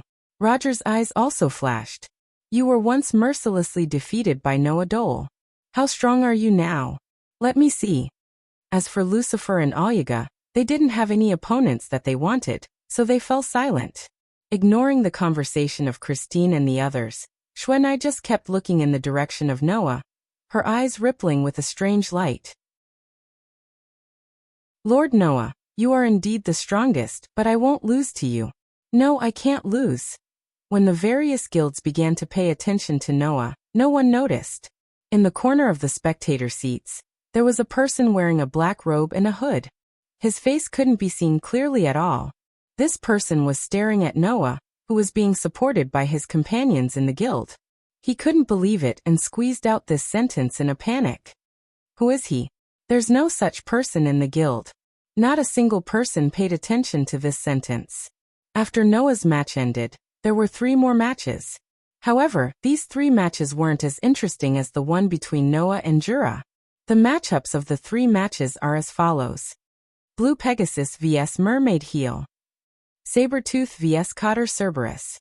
Fairy Tail A Team vs Raven Tail. In the first match, Lotus from Blue Pegasus took the field and fought against a member of Mermaid Heel. In the end, Lotus won. In the second match, Alyaga from Sabertooth fought against a member of Cotter Cerberus and also won. The third match was between Lucy from Fairy Tail A and a girl named Freya from Raven Tail. She was a member of Fairy Tail, and her opponent was Lucy from Fairy Tail A. Freya was also a member of Raven Tail. In the end, perhaps because of Alexi's instructions, Freya didn't show off too much and was defeated by Lucy, who had learned how to double open the door. Just like this, the 2 teams of Fairy Tail won at the same time in the duel, and both earned a valuable 10 points, causing the guild's ranking to jump to the top. Chapter 1675. Thus, the first day of the Great Magic Battle exhibition came to an end. As the sun gradually began to set in the west, the spectators began to walk out of the stadium one by one. On one hand, they were talking about today's match, and on the other, they were looking forward to tomorrow's match. It had to be said that today's competition could indeed be considered exciting. In the PvP segment, the audience saw with their own eyes the strength of the strongest guild, Sabertooth. During the duel segment, the audience saw with their own eyes how terrifying Fairy Tail, once known as the strongest guild in the game, was.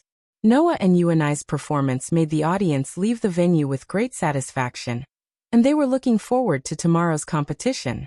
And these people did not realize it. Among the topics they talked about, the name Fairy Tail, which was despised by everyone before today, kept popping up.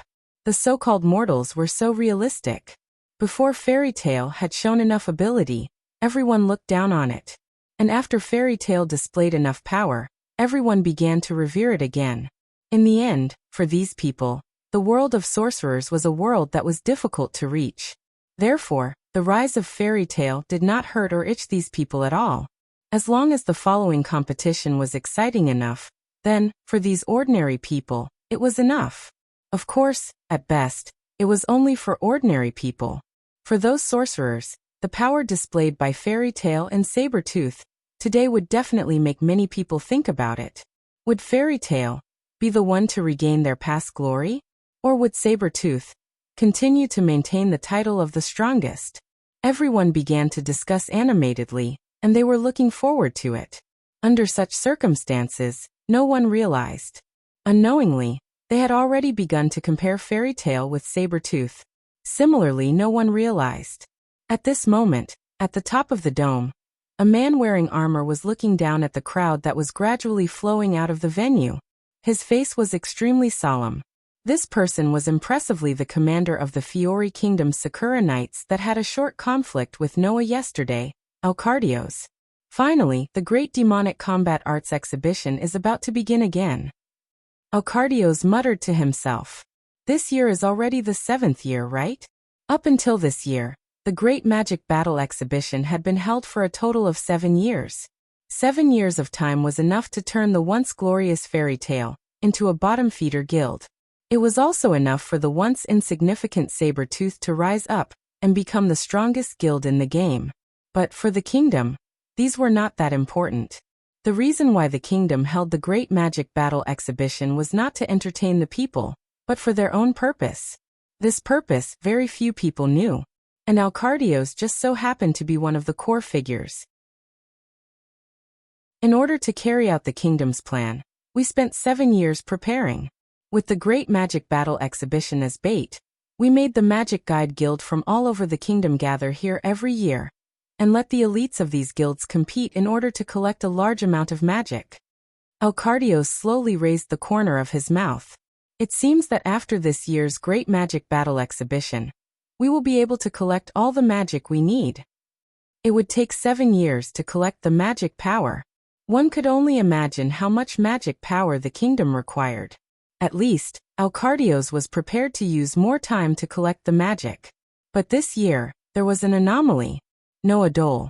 To think that he could possess such a level of magic power on his own. What a frightening sorcerer. Alcardios recalled the scene with his own eyes today, and revealed a smile with lingering fear and unusual excitement. However, thanks to him, the amount of mana we'll be able to gather this year will definitely be greater than any of the previous years. Once this year's Great Demon Battle Exhibition is over, we'll definitely be able to gather all the mana we need. Not only that, in addition to the large amount of magic, Alcardios and the kingdom's plan required the assistance of another kind of person, Archmages of the Star Spirits. The smile on Alcardios' face became wider. I didn't expect that 2 Archmages of the Star Spirits would appear in this year's Great Magic Battle Exhibition. It's as if fate is starting to help us. The so-called Star Spirit magic was an ancient magic that summoned the star spirits of a total of 88 constellations from the Star Spirit world for one's own use. This ancient magic was not only very rare, but it was also said that if the key to the top of the 88 constellations was collected, it could even be used to change one's fate. To this day, there were only a few people who could use this magic in the entire Fiori Kingdom. And the kingdom's plan just happened to require the power of Archmages of the Star Spirits. For this reason, in the 7 years of collecting magic, the kingdom had spared no effort in searching for Archmages of the Star Spirits. In the end, they could not find a single one. Originally, the kingdom was prepared to give up on searching for Archmages of the Star Spirits, and use magic similar to Archmages of the Star Spirits as a substitute to start the plan. Who knew that 2 Archmages of the Star Spirits would appear in this year's Great Magic Battle Exhibition? Moreover, those 2 Archmages of the Star Spirits have a certain degree of relationship with Noah Dole. This is really too much of a coincidence. Alcardios looked up at the sky and spread out his hands, loudly declaring, Noah Dole, Lucy Hatfilia, Snow Agulia. I'm here, looking forward to you being the last key to completing our plan. The last key to completing our solar eclipse plan. On the other side, Fairy Tale, who had left the venue, did not directly return to the hotel. Instead, they went to the bar and started eating and drinking. The reason for doing so was actually very simple. Apart from needing to fill their stomachs, they also wanted to celebrate the victory of the first battle of the day.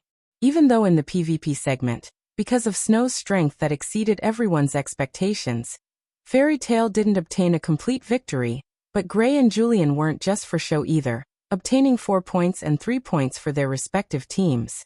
In addition, Noah and Lucy had both won the duel and won the most important 10 points. The two teams were now at the top of the rankings. They were only below Sabretooth, who had won 10 points in both the duel and the duel. If this continued, it was not impossible for them to return to the first place. Not to mention Makarov. Even members such as Makarov and Wakaba, who were not optimistic about participating in the Great Demonic Combat Arts competition before, couldn't help but shout loudly that they needed to celebrate. So a group of Fairy Tale's magic shooters gathered in a bar, eating and drinking while making a ruckus. It seemed that they were going to make a ruckus for the whole night. In the direction of the bar, Noah was holding a glass of wine, looking at his companions who were making a ruckus, but he was lost in thought. Looking at Noah like this, Makarov, who was already a little drunk, couldn't help but wonder. "What are you thinking about?" Hearing this, Noah hesitated for a moment, then said to Makarov, "Grandpa, did you notice that today's Great Demonic Combat Arts competition seemed a little strange?"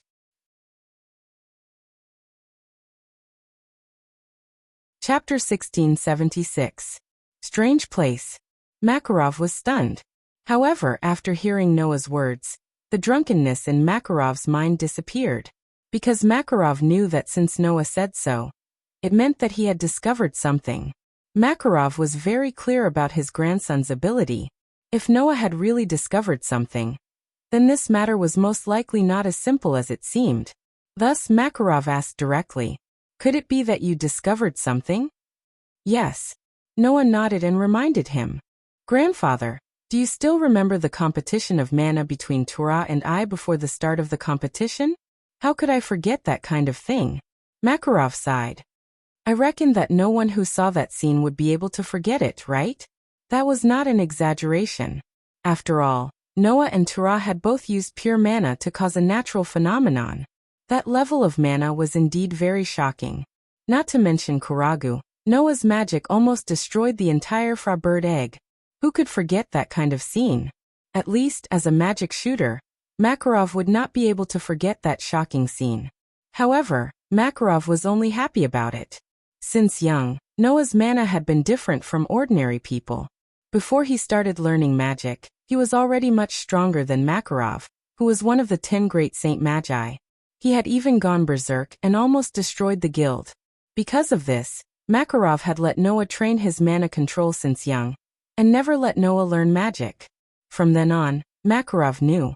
In the future, Noah was destined to soar to the sky. Noah did not disappoint Makarov's expectations. 7 years ago, Noah had already killed one of the 10 great Saint Magi. Back at Skywolf Island, Noah had even killed Hades, who was far more powerful than Makarov, who was one of the top 10 Saint Magi. Therefore, Makarov wasn't surprised at all about Noah's victory over Dura. What Makarov was truly surprised was that Noah's mana had grown to an unimaginable level. That level of mana had caused a phenomenon. If not for the fact that Makarov already knew about Noah's mana when he was young and trusted Noah's character, he would have thought that Noah had used the power of Lumen Starlight to display that level of mana. While Makarov was sighing, Noah suddenly said something. "In fact, when I was competing with Tura today, I discovered that the mana I released was being absorbed by something." "Your mana was being absorbed?" Makarov raised his head in surprise and looked at Noah. "What's going on?" "I also don't know," Noah said, somewhat distressed. "That's why I asked Grandpa if you found anything strange." After noticing that his mana was being absorbed, Noah deliberately released his perception ability in the next few duels in an attempt to find something. In the end, Noah discovered that it wasn't just him. The other high mages would more or less lose a small amount of mana when using magic. If this small amount of mana was lost under normal circumstances, it would definitely be discovered by the high mages themselves. But during a battle, high mages needed to consume mana, and that level of mana loss was not easy to detect. Only Noah, with his superb perception ability, could discover this phenomenon. If it had been anyone else, they really wouldn't have been able to discover it. Mana has been sucked away. Makarov put down the wine glass in his hand, and his wrinkled brows began to furrow. This problem can be big or small. If the mana of the high mages being absorbed was just a coincidence or a natural phenomenon, then there was nothing strange about it. This world was full of all kinds of magical miracles. Sometimes, some strange occurrences were similar to natural occurrences, and there was nothing strange about it. But if it was a man-made problem, then it was different. For example, the king of the world of Edras once had designs on Aslan's mana, and didn't hesitate to use the super subspace magic, Anima, to turn Aslan's high mages into magic crystals, and use them as consumables. That was a matter of life and death, and couldn't be ignored.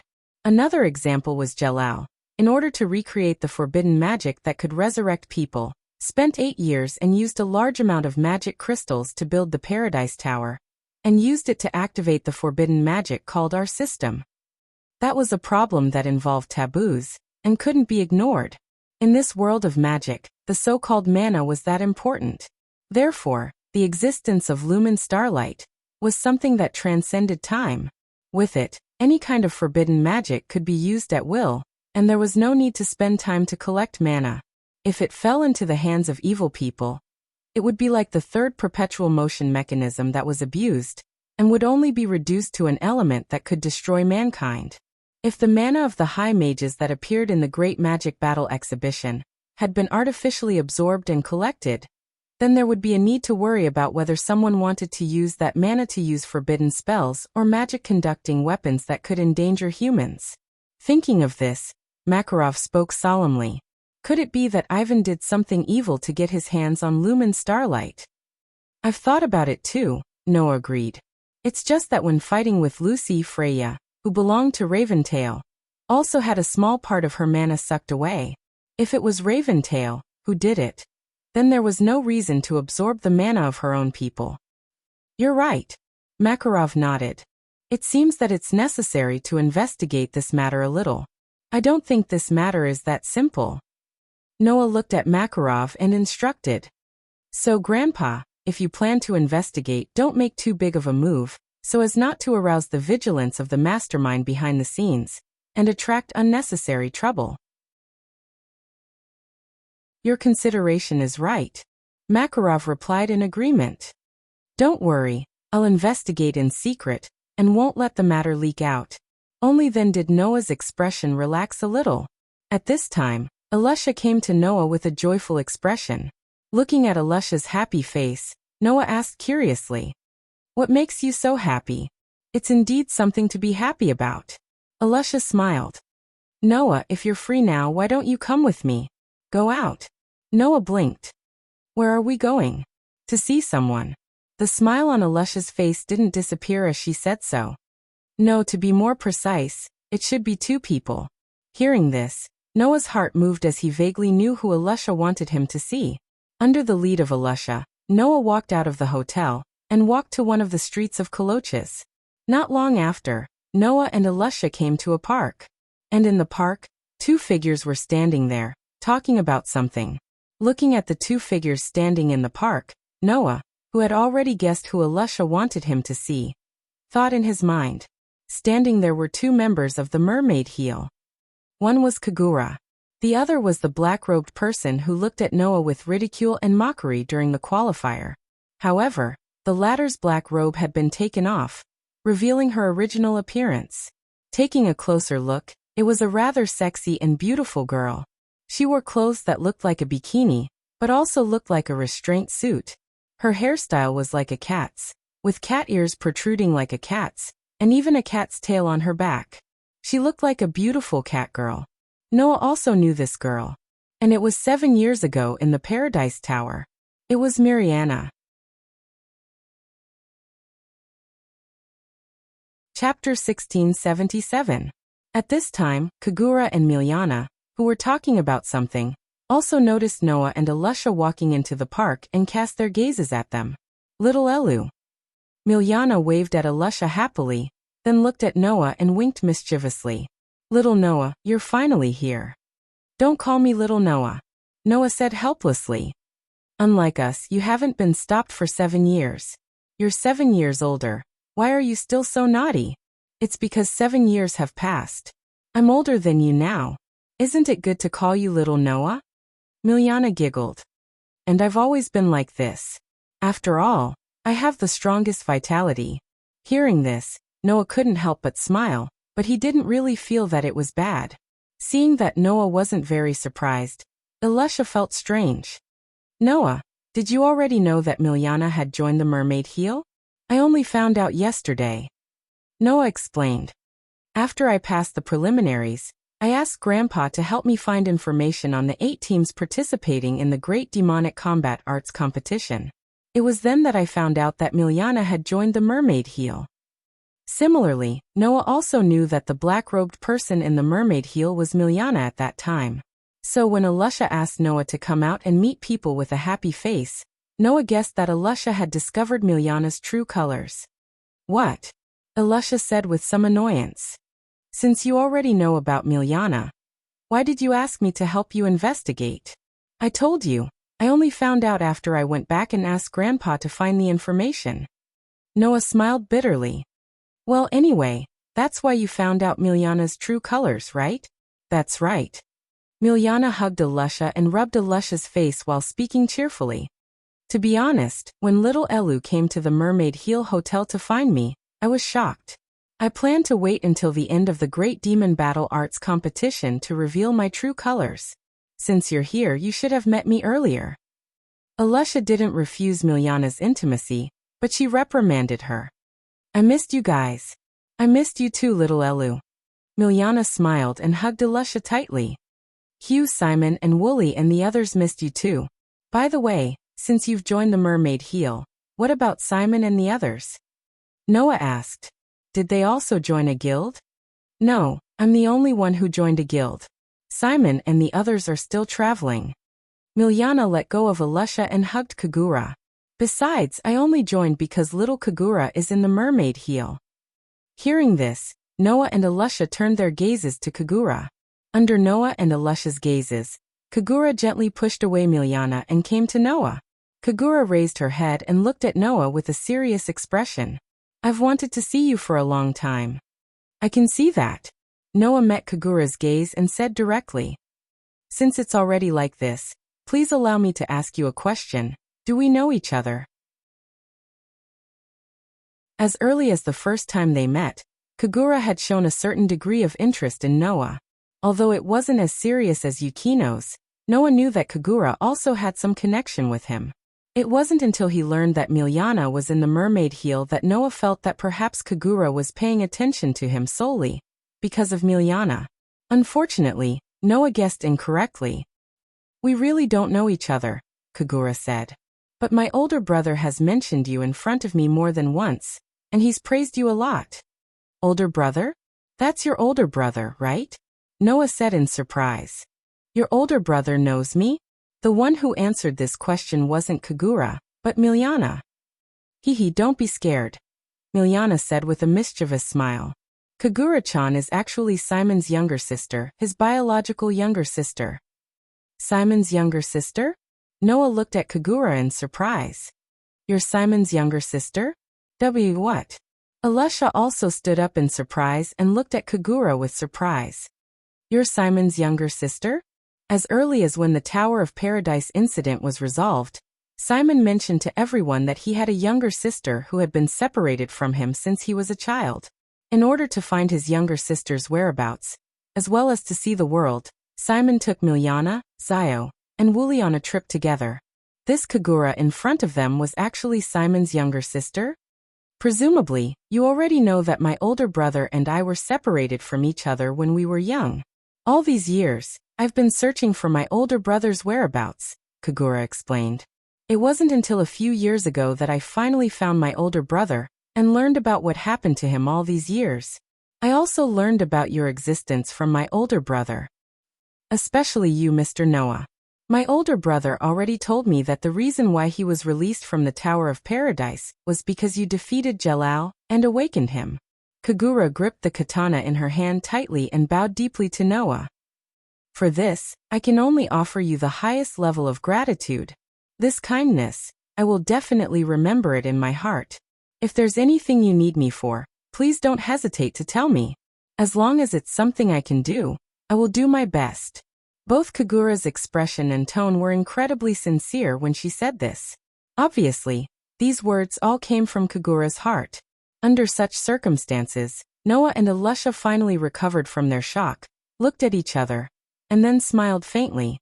At that moment, Noah spread his hands and said so. If that's the case, why don't you show me some mercy if we meet in the competition? I can't do that. Kagura raised her head and looked at Noah with an extremely solemn expression. Your Excellency's strength is very strong. If you show me mercy, I don't have the confidence to win against you. Is that so? Noah smiled faintly.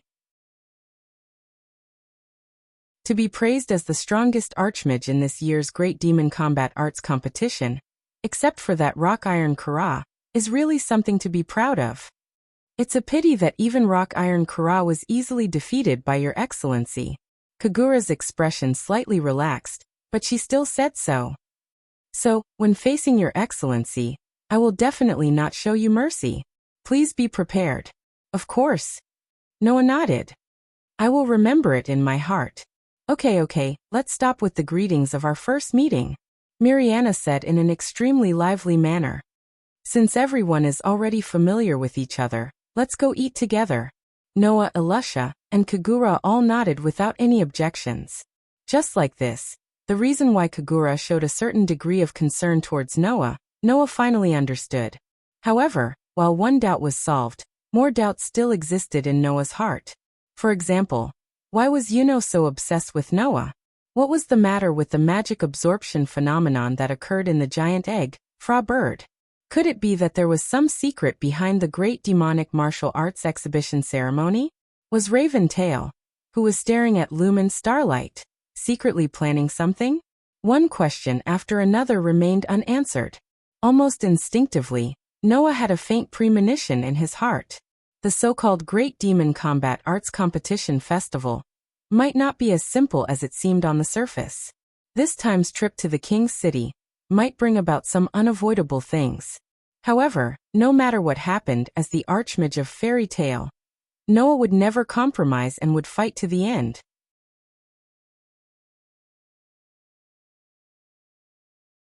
Chapter 1678. The next day, the residents of Clocaska woke up early as usual, full of anticipation as they waited for the start of the Great Demonic Combat Arts competition. The people who had tickets couldn't wait any longer and started to move towards the venue. One by one, they entered the giant egg Fra Bird. As for those without tickets, they gathered in places with projection magic crystals, such as bars, hotels, and restaurants. As they enjoyed their breakfast, they discussed what would happen in today's competition, never tiring of conversation. The group of sorcerers belonging to Fairy Tale did not waste any time. When the sun rose, they hastily finished their breakfast and began to move towards the direction of the huge egg, Fra Bird. Along the way, many people were pointing at the members of Fairy Tale and gossiping about them in private. If it had been before yesterday, these people would not have been as simple as pointing and discussing. However, after yesterday's exciting performance, no one dared to look down on Fairy Tale now. They could only cast curious and respectful gazes at Fairy Tale's group. Suddenly Makeo and Wakaba, who had been looked down upon for 7 years, felt a sense of pride rise in their hearts. Even their backs straightened a lot. Thus, the group arrived at Egg Fra Bird together. Because the contestants and the audience entered from different passageways, Noah's group of 10 contestants separated from Fairy Tale's group and went to another passageway. In the end, they met an unexpected opponent. Oh, aren't you guys from Fairy Tale? Sting, who had entered the contestant passageway with Logue, Lucius, Olyaga, and Shuanai, noticed Noah's group. He immediately stopped and looked around at everyone present. Finally, his gaze stopped on Naz, and the corners of his mouth slowly rose. This is really a fortuitous encounter. I can't believe we met here. Logue, who was walking with Sting, immediately looked at Gadjaloo with a cold glint in his eyes. As for Xuanai, she naturally looked straight at Noah. As usual, she only had eyes for Noah. Under such circumstances, Lucius and Olyaga actually looked at the same person. Lucius was looking at Gray. Olyaga was looking at Laxus. The group of people looked at each other from a distance. The sight that met in mid-air seemed to be able to ignite sparks, and there was a slight smell of gunpowder in the air. The rest of the sorcerers from Fairy Tale, who were not targeted by Saber-Tooth's group, noticed something else that surprised them. That was, besides Sting and Logue, were two cats. The two cats, like Habi, Xiaolulu and Lily, walked on two legs, just like humans. Next to Sting was a cat wearing a vest. Next to Logue was a cat wearing a frog costume. Looking at the two cats, Lucy exclaimed in surprise. Could it be that they are surpassers from the world of Edras like Habi, Xiaolulu and Lily? Her words attracted everyone's attention to the two cats. How rude. I forgot to introduce our companions. Sting curled his lips and smiled. Rector, come out and say hello to everyone from Fairy Tale. Hello everyone, the surpasser named Rector said pretentiously as he adjusted his vest. Flossie, come out and say hello. Yes, sir, the surpasser named Flossie replied slowly and raised his hand. I'm Flossie. Rector is my companion. Flossie is Logue's companion. Sting grinned. I heard you have a companion like Flossie? Naz. Habi is a cat. Naz pointed at Flossie, who was wearing a frog costume. Undoubtedly this one is a dog. Is there something wrong with your eyes? Gray ridiculed mercilessly. Undoubtedly that's a frog. Are you Nazi-Koen? Rector sized Naz up, and then said as if he had lost interest. I heard that you are a dragon-slaying archmage like Sting and Logue. I was looking forward to it, but it seems that you have let me down. Rector's words shocked everyone present. Noah was also surprised and looked at Sting and Logue. The same dragon-slaying archmage? Wendy exclaimed as she looked at Sting and Logue. Are you also dragon-slaying archmages? Immediately, Gadjaloo and Raxus cast their gazes towards Justin and Logue. It wasn't until then that Noah faintly felt it. Sting and Logue did have the same type of magic as Naz, Gadjaloo, Wendy and Laxus. It was the magic of a dragon. Smell it carefully. The two of you do have the smell of a dragon. Gadjaloo stared at Sting and Logue. So you are also dragon-slaying archmages? That's right. The corners of Sting's mouth rose. However, we are also dragon-slaying archmages. As the third generation, we are not on the same level as the first and second generation. First generation. Alusha frowned. What do you mean? Hearing this, Rector took a step forward and began to explain. The first generation refers to the archmages who were personally taught the Dragon Slayer magic by the dragon. For example, the Dragon Slayer archmages of the Fire Dragon, the Dragon Slayer archmages of the Iron Dragon, and the Dragon Slayer archmages of the Sky Dragon are very typical of the first generation of Dragon Slayer archmages. Rector said slowly. The second generation refers to the archmages who have magic crystals with dragon-slaying magic buried in their bodies. For example, the Thunder Dragon's dragon-slaying archmages are second-generation dragon-slaying archmages. As for the third generation, it refers to dragon-slaying archmages like Sting and Logue. Rector puffed out his chest, as if he was talking about himself, and spoke very proudly. There are dragons who personally teach dragon-slaying magic and bury magic crystals of the same attribute in their bodies. This is the third-generation dragon-slaying archmages. By the way, I am the White Dragon's dragon-slaying archmage, and Logue is the Shadow Dragon's dragon-slaying archmage. Sting spread his hands and smiled proudly at Naz. Although I have no interest in being a dragon-slaying archmage of the old generation, don't look at me like this. In fact, I grew up listening to Brother Naz's legends when I was young. I have admired you since I was a child. At this point, the smile on Sting's face became somewhat sinister. He clenched a fist and stared at Naz. That's why I have to defeat you and prove that I have surpassed you. Same for me, Gadjaloo. Logue raised his eyes and looked straight at Gadjaloo. I grew up listening to your legends since I was a child. I will defeat you with my own hands and prove that I am stronger than you. Hearing this, Noah understood why Sting and Logue had been paying so much attention to Naz and Gadjaloo. It turned out that there was such a reason. You. Gadjaloo's gaze became somewhat dangerous. If you can do it, then give it a try. Naz grinned, his eyes burning with fighting spirit. That's exactly what I want. Thus, the gazes of the dragon-slaying archmages collided once again, stirring up sparks. At this time, Olyaga glanced at Laxus and smiled coldly. Although I am not a dragon-slaying archmage, I know how to use lightning-attributed magic. Thunder Dragon over there, are you interested in exchanging a few moves? Laxus didn't answer, only narrowing his eyes. Lucius pressed down on his hat and smiled elegantly. My magic isn't the same as yours. It's just a creation magic, said Yizichin. Sculpt magic. Gray immediately reacted and stared at Lucifer. And Shuanai is a star elemental archmage. Sting shrugged. It seems that we do have a lot of similarities.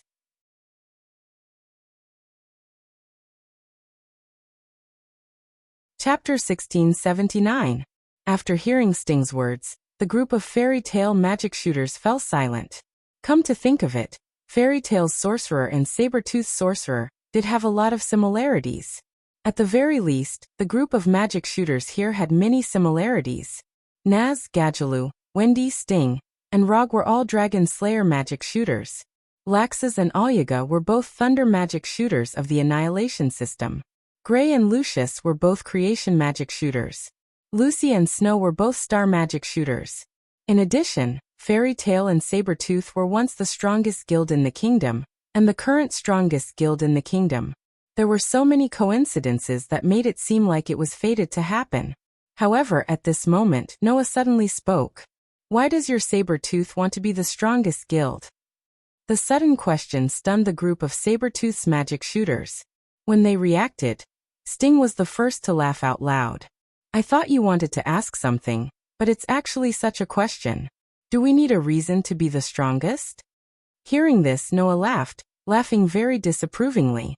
Then Noah said, That's right. If that's the case, then we are indeed different from you. Sting and the others were stunned. Under such circumstances, Noah took a step forward and came in front of everyone. His gaze swept over Sting, Rog, Lucius, Olyaga, and Yukinai. After a while he said word by word. The so-called guild is a place where companions, family, and friends gather. Only when everyone gathers together can it be called a guild. Therefore, we will fight for our companions and become the strongest. As for you, you're just fighting for your reputation at best. You're not on the same level as our beliefs. Noah said resolutely. So we are different. No, it should be said that you can't compare to us. What did you say?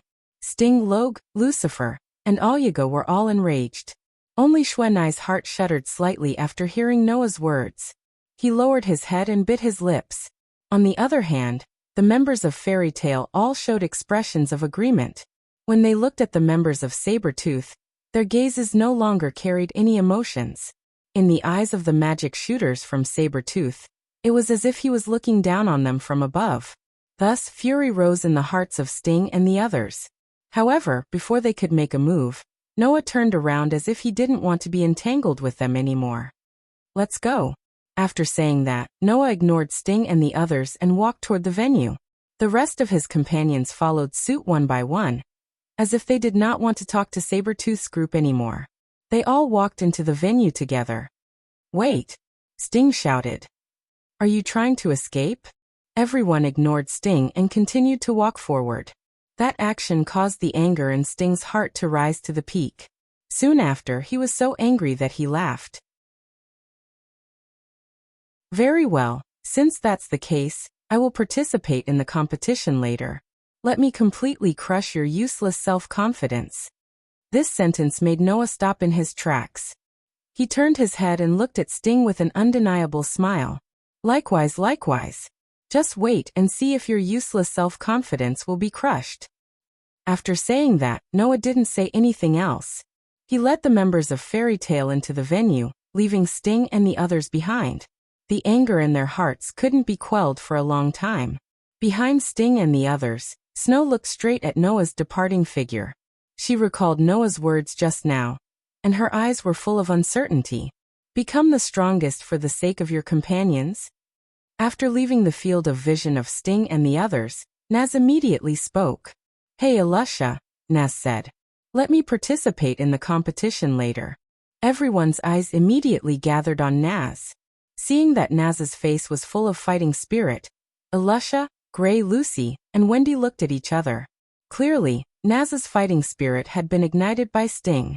As a high mage of the dragon-slaying realm, Naz should also have the idea of competing with Justin, right? Thus Alusha nodded. Then I'll leave it to you, Naz. Okay. Naz hammered his palm, his eyes burning with fighting spirit. I'm burning up.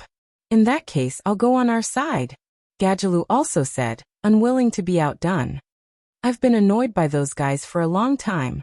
Mira, Julian, and Laxus's eyes suddenly gathered on Noah. If the leader of Team A was Alusha, then the leader of Team B was undoubtedly Noah. In this regard, Noah just pondered for a while before looking at Gadjaloo. This time, I won't allow myself to lose to someone from Sabretooth. Even so, do you still plan to fight? You won't allow yourself to lose? Gadjaloo revealed a rather dangerous grin. Just what I want. Looking at the dangerous smile on Gadjaloo's face and the strong will in his eyes, Noah stared at Gadjaloo for a while before finally nodding. Then I'll leave it to you. Hello everyone, it's time for the Great Demon Battle Show to begin again. I'm your live reporter, Chabadi Laura. I'll be looking forward to today's show. On the rostrum of the Dome Fra Bird, Chapati picked up the microphone and greeted the audience who were cheering loudly. He then introduced Dajima, who was next to him. The person in charge of commentary is still our Mr. Ajma, and the distinguished guest we've invited today is a reporter from Magic Weekly, Mr. Jason. Magic Weekly. Cool. The reporter named Jason shook his arms very excitedly, as if he had been stimulated by something, or simply shocked by lightning, making people unable to ridicule him. Ignoring Jason like this, Chabadi continued to report. After yesterday's Great Demon Battle Show, the rankings of the top 8 guilds have changed to a certain extent. The current rankings are as follows. First place, Sabretooth, 20p. Second place, Fairy Tail A Team, 14p. Third place, Fairy Tail B Team, 13p. Fourth place, Blue Pegasus, 12p. Fifth place, Lamia Scale, 8p. Sixth place, Raventail, 6p.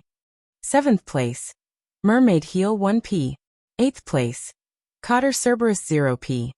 The guild that took the first place is the guild that everyone is familiar with, Sabretooth. No wonder they are the strongest guild in the past. Chapati explained enthusiastically. However, behind them, our Fairy Tail is also closely following. There are actually 2 teams occupying the second and third place respectively. It's really unbelievable. The strongest guild in the past is really not just for show. After today's competition, what kind of changes will happen? Let's wait and see. Chabadi announced. Then, the second day of the Great Demon Battle Show begins now.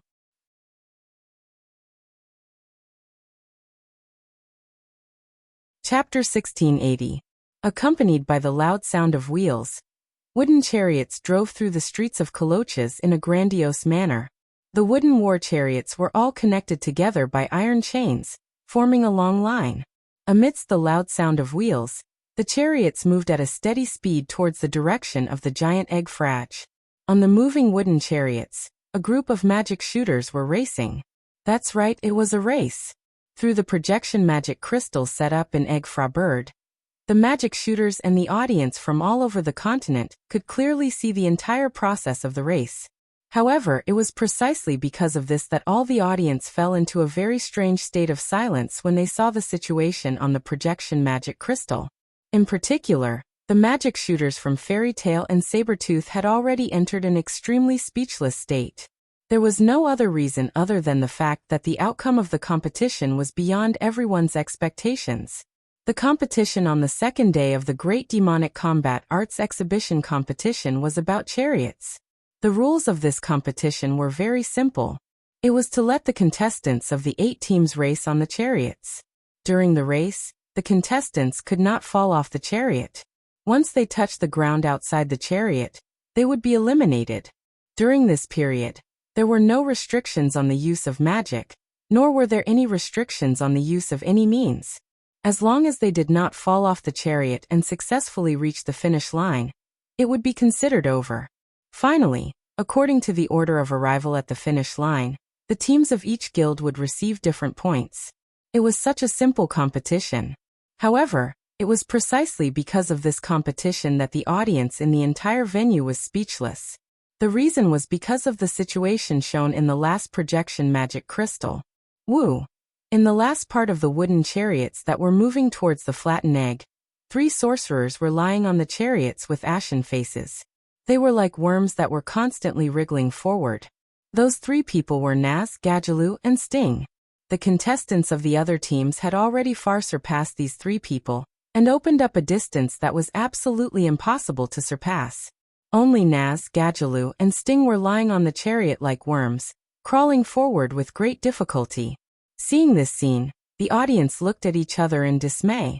Looking at this scene, the sorcerers belonging to Sabertooth lowered their heads in shame, as if they had no face to see anyone. Looking at this scene, the faces of everyone from Fairy Tail twitched. Looking at this scene, Noah almost covered his face. He really couldn't bear to continue watching. Under the strange atmosphere, Chabadi helplessly picked up the microphone and said this with a face full of shame. Looks like the contestants from the top 3 teams are all suffering from motion sickness.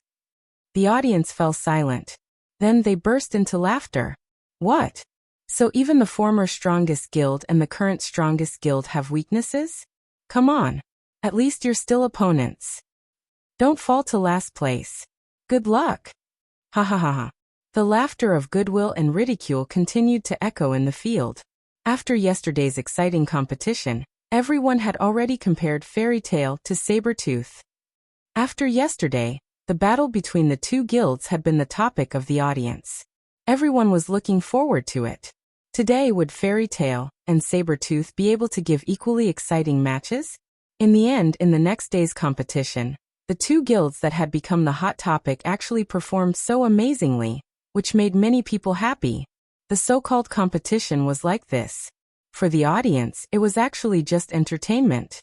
Therefore, these people would cheer if the performance was wonderful, and they would also cheer if the performance was interesting. As long as they were happy, it was enough for these people.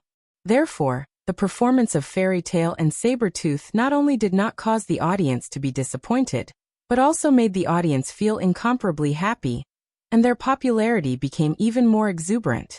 However, that was understandable. The top 3 teams were reduced to this point because of motion sickness, which really made people not know whether to laugh or cry. In this way, the top 3 contestants would undoubtedly occupy the last 3 positions in this competition. The audience couldn't help but laugh out loud at this unexpected outcome. It seems that Naz and Gadjaloo won't be able to win many points for us. Mira held her cheek with one hand and looked helpless. Fortunately, Sting of Sabertooth is the same, otherwise it would be too disadvantageous for us. That guy named Sting also can't do anything about transportation. Is that really the weakness of the Dragon Slayer magic shooter? Jibian was puzzled. Also, undoubtedly, when you see the word chariot, you can more or less expect the content of the competition to be related to transportation. Why did you let Mr. Naz and Mr. Gadjaloo play? Those 2 idiots insisted on playing, saying that if they didn't play, it would be considered as running away, so they had to play no matter what. Laxus curled his lips and said, I guess that the Dragon Slayer magic shooter of Sabertooth also said that he wanted to play and was afraid that he wouldn't be able to get off the stage. So he braced himself and played together with them, right? What the hell is this? Noah didn't know what to say. Previously, when we were confronting each other, you spoke so highly of yourself. In the end, regardless of whether it was Fairy Tail or Sabertooth, both of them ended up like this. Doesn't this make you look like a fool? Well, at least Naz and Gadjaloo haven't given up yet. Mira still looked a little helpless, but she comforted him gently. As long as they don't lose to Sabertooth, it's fine. In fact, although Naz and Gadjaloo's faces were ashen, they insisted on crawling forward, pulling away from Sting little by little. Sting's face was ugly at this result. He wanted to crawl forward like Naz and Gadjaloo, but he couldn't do it no matter what. Sting, who understood how difficult it was to move forward in a state of motion sickness, finally had a trace of puzzlement and shock. Why can Naz and Gadjaloo insist on moving forward, but I can't? It wasn't until this time that Sting remembered Noah's words. The so-called guild is a place where companions, family, and friends gather. Only when everyone gathers together can it be called a guild. So, we will fight for our companions and become the strongest. And you, at best, are fighting for your reputation, which is not at the same level as our beliefs. So we are different. No, it should be said that you can't compare to us. Thinking of those words at that time, Sting clenched his teeth and fell silent. Is this the difference between me and them? Is this the reason why they can move forward? Could this be the fairy tale? With these doubts, in the end, Sting was unable to surpass Naz and Gadjaloo. Naz and Gadjaloo took away the 6th and 7th places respectively, obtaining 2 and 1 points, while he himself got 0 points. Under such circumstances, Sting silently returned to the contestant area amidst the laughter of the audience. The previous provocation of Fairy Tale ended with Sting's complete defeat. However, the conflict between the two guilds did not stop there. Next up is the first duel of the day, Fairy Tale B Team Noah Dole vs Saber-Tooth Shuanai Agulia.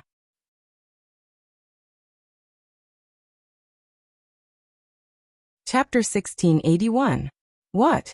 Sting, who had just returned to the contestants' area, did not even have time to say a word before he was awakened by this unexpected pairing. Shuanai versus that man? Rog, Lucius, and Alyaga were equally shocked. As for Shuanai, she was even more stunned. When she came to her senses, her eyes shone with an unprecedented brilliance, and her jade-like hands slowly clenched and trembled under her coat. It was not because of fear, but because of excitement. Finally, she could display her strength in front of that lord. How lucky she was at this moment. Shuanai was only excited, and not fearful at all. On the contrary, the expressions of Sting, Rog, Lucius, and Alyaga gradually darkened. Because there was no other way. Although Shuanai's strength was not bad, there was still a huge gap between her and one of the 10 great Saint Magi. And her opponent was someone who could easily deal with Jola, who was ranked 5th among the 10 great Saint Magi. Against such an opponent, Shuanai did not have the slightest chance of winning. Hence, the expressions of Sting and the rest were incomparably ugly. On the other side, Noah also showed a somewhat stunned expression because of this unexpected match. How could this be? Julian was caught off guard. It's actually Sir Noah versus that Star Soul Archmage named Shuanai? Not only Julian, but even Laxus and Gadjaloo looked at Noah in surprise. Previously, Shuanai's persistence towards Noah was something everyone had seen clearly. Although they did not know what relationship Noah had with Shuanai, this matter was definitely not simple. In the end, the organizer actually let Noah and Shuanai have a direct duel. Could it be that this was the so-called fate? No. Mira could not help but hug Noah's arm with a worried expression. Hearing Myra's call, Noah gradually withdrew his astonished expression and turned his head to look at Mira. Looking at the worried expression on Myra's face, Noah reached out and patted Myra's hand that was tightly hugging his arm as he spoke softly. Don't worry. I'll be fine. But you still don't know what kind of past you have with that child called Shuanai. Mira seemed to be a little worried. It's too difficult for you to fight that child like this. After all, without knowing what kind of past he had with Shuanai, Noah had no idea where to start. If he was careless and hurt the persistence in Shuanai's heart, it might cause that seemingly strong young girl's heart to shatter into pieces. This way, how could Noah make a move on Shuanai? To be honest, I don't know how to fight that girl named you and I. Noah laughed bitterly. However, this is something that I must face. Perhaps she and I are destined to end this. Closure. Yes, closure. Although he didn't remember what kind of relationship he had with that girl named Shuanai, her persistence towards Noah was real. This reminded Noah of Versilia Eva's persistence towards Liena Subble in the world of Elven Sword Dance. Liena Subble had once taken down Versilia in the Elven Sword Dance Festival, but she didn't put Versilia in her eyes from the beginning to the end. That extremely prideful elven had once fallen, and did not hesitate to harm her body and future, in order to compete with the strongest sword dancer. Why did Versilia not hesitate to go to such extent to win against Lien? The reason wasn't it to make Lien, who once didn't even look at her, take her seriously? Then, putting himself in her shoes, Noah's life was almost the same as Liena Subble's. It could only be described as a legend. Didn't he hurt some people unintentionally? The answer perhaps was yes. And this person was very likely to be Xuan. Perhaps, even Xuan was just one of them. That was hard to say. Therefore, Noah couldn't avoid facing Xuan. Previously, Noah had been thinking about how to solve Xuan's problem. However, Noah had been unable to find an answer for a long time. Now the Great Demonic Arts Festival had directly pushed Noah in front of Xuan. Then perhaps this was the world telling Noah. In order to not have any regrets before the final battle, he had to face the girl's persistence. Other than that, there was no other solution. I have to fight this round. Noah gently stroked Myra's head. Don't worry about me. There will always be a way. Hearing this, Mira opened her mouth, but nothing came out. After a while, Mira smiled. Her delicate face revealed a gentle expression that was no different from before. I believe in you. Noah returned a smile and hugged Mira into his arms. After kissing Myra's forehead, he let go of his fiancée in his arms and walked into the arena under the gaze of his companions. At the same time, Xuanai also slowly walked into the arena under the gaze of her companions. Not long after, Noah and Xuanai entered the arena at the same time. Their gazes instantly met in midair. Oha! The audience in the arena burst into cheers. Not to mention the audience, even Chapati on the rostrum raised his voice and reported excitedly. Now walking into the arena are Noah Doria from Fairy Tale and Xuanai Agulia from Sabertooth. In yesterday's competition, both of them had shown extraordinary strength to everyone in the competition segment and duel segment. Today, both of them will meet in the first round of the duel segment. They are the magic shooters from the former and current strongest guilds respectively. This battle will not disappoint us. No matter which side it is, both of them are very powerful. Yajma gave a compliment. I sincerely hope that both of them can have a regret-free competition, and let us see the excellence of both guilds. No regrets. Cool. No regrets. Cool. Even Jason started to babble nonsense. The atmosphere in the arena was completely brought to a climax. Immediately, cheers resounded in the air above the venue, stirring up the hearts of the contestants of each team. However, Noah and Xuanai did not seem to hear the resounding cheers. They looked straight at each other and remained silent. I've been waiting for this moment to come. After a long while, Xuanai broke the silence and revealed her inner thoughts. In order to show my strength in front of you, I've been persistently training for the past 7 years. Now the time has finally come. Xuanai raised her hand and held a star essence key tightly. Her eyes were like torches as she stared at Noah. You don't have to be merciful. I won't be merciful either. I'll show you all of my strength. From Xuanai's words, Noah could clearly feel an extraordinary strong will. One could imagine what kind of feelings Xuanai had when she said those words. In response, Noah only took a deep breath and met Xuanai's gaze. If you really wish to fight with me, I can satisfy you. Noah looked straight into Xuanai's eyes and said, however, I hope that after the battle, you can tell me everything. Everything? Xuanai tightened the key in her hand and lowered her head as she muttered softly. What are you referring to? The connection between us, Noah said directly. I don't remember where I met you, nor do I remember what happened between us. I only vaguely remember the name Xuanai. Xuanai remained silent, but her hand that was holding the star essence key tightened. After a while, Xuanai squeezed out a sentence. It's natural that you don't remember me. To you, it's just an insignificant interlude. However, to me, it's something that I'll never forget in my life. Rather, I'm already very touched that you still remember my name. After saying that, Xuanai raised her head and looked at Noah. Beat me and I'll tell you everything. The corner of Noah's mouth lifted slightly.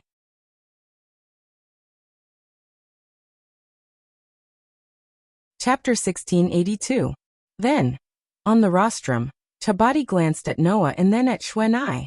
After confirming that both of them were ready, he raised his hand. The first duel of the second day of the Great Demonic Arts Exhibition. Fairy Tale B Team, Noah Doria vs Sabretooth, Xuanai Agulia. Begin. As soon as the announcement of the start of the duel, Xuanai immediately took a step back and raised the key in her hand. She began to mobilize all the magic in her body, causing the majestic magic to surge up and infuse into the Star Soul key in her hand. Accompanied by a slight tremor, the Star Soul key that was tightly held in Xuanai's hand suddenly bloomed with light. That light gave everyone present a huge shock, because the light that bloomed from the Star Soul key in Xuanai's hand was not the golden light that symbolized the Star Soul of the 12 zodiac gates, but an ominous purple-black light. The ominous black light not only surprised everyone around, it even made Noah frown a little. There was no other reason. At this moment, Noah clearly felt it. In the air, an extremely sticky feeling began to surge like a swamp. Then, bursts of purplish-black fog appeared without any warning and filled the entire venue. Poison. Noah's frown deepened. No, this is not poison. Not only Noah, but the rest of the people who saw this scene with their own eyes were also puzzled. What is that? Alusha's expression slightly froze. It feels very bad. The smell of the air has changed. Wendy's nose twitched cutely. Her little face became a little uncomfortable. That's a very dangerous smell. What is that Xuanai planning to do? Gray was puzzled. I have a bad feeling about this. Lucy's face was even more bewildered. That key doesn't seem to be the key to the 12 zodiac gates. After being reminded by Lucy, everyone realized that. In Xuanai's hand, the key that was emitting an ominous purple-black light was not a bright golden color. That key was completely black in color. Furthermore, there was a black snake coiling around it. It wasn't just the luster. Even its appearance was very strange. Holding this key, Xuanai said to Noah in an extremely serious manner, "If I only rely on the power of the 12 zodiac gates, I have no hope of defeating you. Therefore, I will directly use my greatest trump card, the power of the 13th gate. The power of the 13th door." Noah was stunned. The power of the 13th door? The others were also stunned. Only Lucy sucked in a breath of cold air. It can't be? Does the girl called Xuanai have the key to the 13th door? Do you know what's going on? Gray quickly asked. The so-called 13th door. I've only heard of it. Lucy couldn't help but step forward. She came to the guardrail and leaned forward slightly. Looking at the key in Xuanai's hand, she said in shock. It is said that above the 12 zodiac gates, there is actually an unknown star spirit that is independent of the 12 constellations. That is the 13th star spirit. While Lucy was explaining, Xuanai had already raised the ominous key in her hand. The power of the star spirit represented by the 13th door far surpasses that of the 12 zodiac gates. This is my greatest trump card, and also my greatest strength. Now it's time to open this door. Xuanai raised the key that was emitting ominous light high up. As if she was singing, she shouted loudly, "Open! The door of Ophiuchus constellation Ophiuchus." The ominous light emitted from the star spirit key with the black snake coiling around it suddenly flourished. It turned into a burst of black light and instantly enveloped the entire venue. Ding-dong! As if there was a light bell ringing, a pitch-black magic formation rotated from the star spirit key that Xuanai raised up high. Immediately after, everyone in the venue showed a horrified expression, because a huge black shadow burst out from the pitch-black magic formation. Against the whistling atmosphere, it rushed into the air and appeared in the venue that was covered in black fog. It was a snake. It was a gigantic black snake that was at least several hundred meters long. It was thicker than a pillar that several adults would need to wrap their arms around. It had a machine-like appearance and was covered in layers of scales. Hiss! A bone-chilling shriek rang out. The huge black snake named Ophiuchus slowly wriggled its body. Its pair of snake eyes stared at Noah below. As the snake hissed, the black fog in the surrounding space fluctuated slightly. That appearance, that scene, and that hiss all made people feel a bone-piercing chill in their hearts, causing the surrounding audience to show a horrified expression. Ophiuchus. Xuanai pointed the key that was emitting a purple-black light in her hand at Noah's direction and ordered without hesitation. Go. The murderous glint in Ophucus's snake eyes immediately intensified. Whoosh! In the next second, a huge snake tail carried an extremely strong whistling sound as it swept through the space. It stirred up the surrounding black fog, separated the raging wind, and smashed heavily in Noah's direction. Looking at the huge snake tail that was whizzing over, Noah's eyes focused. Without any hesitation, he tapped the ground and retreated quickly. His figure was extremely agile as he leaped out. The huge snake tail that was whizzing over suddenly landed on the ground. With a loud noise, the hard ground was completely blasted open. A large piece of it sunk down and stirred up gravel. Kacha kacha kacha. Cracks like a spider web that fell heavily on the ground and spread out around the snake tail that smashed the ground. In a moment, it spread out to dozens of meters away. Seeing this scene with his own eyes, Noah's eyes narrowed slightly. Before he could do anything, a deep sonic boom suddenly sounded above his head. Noah abruptly stopped in his tracks and raised his head to look at the sky above him. Suddenly, a huge shadow carrying an unparalleled terrifying power fiercely crashed down, imprinted in Noah's eyes. That huge black shadow was the head of Ophucus. The huge head fiercely slammed into the ground, causing an incomparably ferocious force to erupt, shattering the rocky ground, setting off a dense dust and shockwaves, causing stone fragments to flutter in the air. However, while the dust and sand were spreading, a figure suddenly rushed out from the rising dust cloud and shot into the sky. Immediately, it landed on top of Ophucus's head. Seeing this, Xuanai ordered, "Ophucus, throw him down." The huge snake named Ophucus immediately let out a long hiss, suddenly twisted its body, and scuttled into the sky. The terrifying centrifugal force and pressure directly acted on Noah, who was standing on top of Ophucus's head. If it was an ordinary person, he would have been thrown out and fell to the ground, directly falling to his death. Unfortunately, Noah was not an ordinary person. Even if he had lost his ability points now, the 3 to 4 years of training was not for show. Therefore, Noah was like a gecko, crouching down and tightly grabbing onto Ophucus's scales with one hand. He stood firmly on top of Ophucus's head, and no matter how Ophucus tried to escape, he did not throw him off. That scene was simply like a knight who had tamed a divine dragon. It was very majestic. "Oh!" The audience began to exclaim in surprise. However, Xuanai felt anxious and shouted loudly, "Ophucus!" Ophucus suddenly let out a long hiss, turned around in mid-air, and scuttled downwards. He fell from the sky and hit the ground with his head again. Amidst the muffled explosion, a dense dust cloud once again shook the venue, causing the ground to tremble slightly. However, before that, Noah had already jumped down from Ophucus's head and landed on the ground. The whole process was as smooth as flowing water.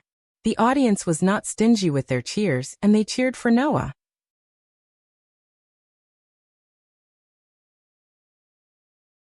Chapter 1683. Hiss. In the hazy black fog, Ophucus' hisses resounded. One could faintly hear the anger in his voice. The huge black python seemed to be roaming in space. It twisted its huge body agilely and coiled around Xuanai. Its huge head hung down from mid-air. Its pair of snake eyes stared intently at Noah. There was an unusually dense ferocious glint in its eyes. Obviously, after a series of attacks, it was unable to do anything to Noah at all. This fact made the Ophiuchus star spirit, who was known as the 13th door that was even higher than the 12 zodiac gates, feel unusually furious. Of course, it wasn't just Ophucus. Xuanai also felt a little anxious. She held the pitch-black star spirit key that was emitting an ominous purplish-black light, and looked at Noah with a sharp gaze. Then Xuanai said these words, "Why aren't you attacking?" Knowing how powerful Noah was, Xuanai immediately used her biggest trump card at the start of the match, bringing out her greatest strength. However, compared to Xuanai, Noah didn't use any of his strength from the beginning to the end. He only dodged continuously and circled around Ophucus without launching an attack at all. If Noah used the magic that could continuously shoot out magical light beams like he did against Jura yesterday, Xuanai might have been defeated by now. Xuanai, who was clearly aware of this, had been wary of Noah's magic cannon. In the end, Noah didn't use it at all, and didn't even launch an attack. This made Xuanai, who was full of energy from the beginning just to let Noah see her growth, feel like she was being looked down upon and betrayed. She couldn't help but feel a dark emotion rising in her heart. Under Xuanai's sharp gaze, Noah only slowly opened and closed his hand. After being silent for a while, he suddenly opened his mouth and spoke. After a moment of silence, he suddenly said, "Because I don't know how much power I should use to deal with you." Upon hearing this, Xuanai was slightly taken aback, and then some anger finally appeared in her eyes. "In other words, are you looking down on me? No, you're very strong.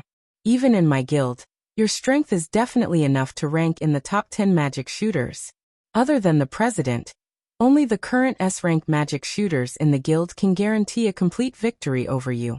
Noah shook his head and looked directly at Xuanai. "However, I'm an exception." "An exception?" Xuanai frowned in confusion. "What do you mean? Although it sounds like I'm boasting, I have to tell you." Noah smiled indifferently. "Actually, with my current strength, I probably can't be compared to humans, right?" His words, that sentence, which caused an uproar in the surroundings. Not only the audience, but also the other magic casters from the other guilds couldn't help but sneered at Lin. Admittedly, Noah was indeed very strong. He could easily defeat even the 5th-ranked Great Magus Saint. In the past, he had even killed a Great Magus Saint. But even so, to say that he was above all humans, no matter who it was a joke.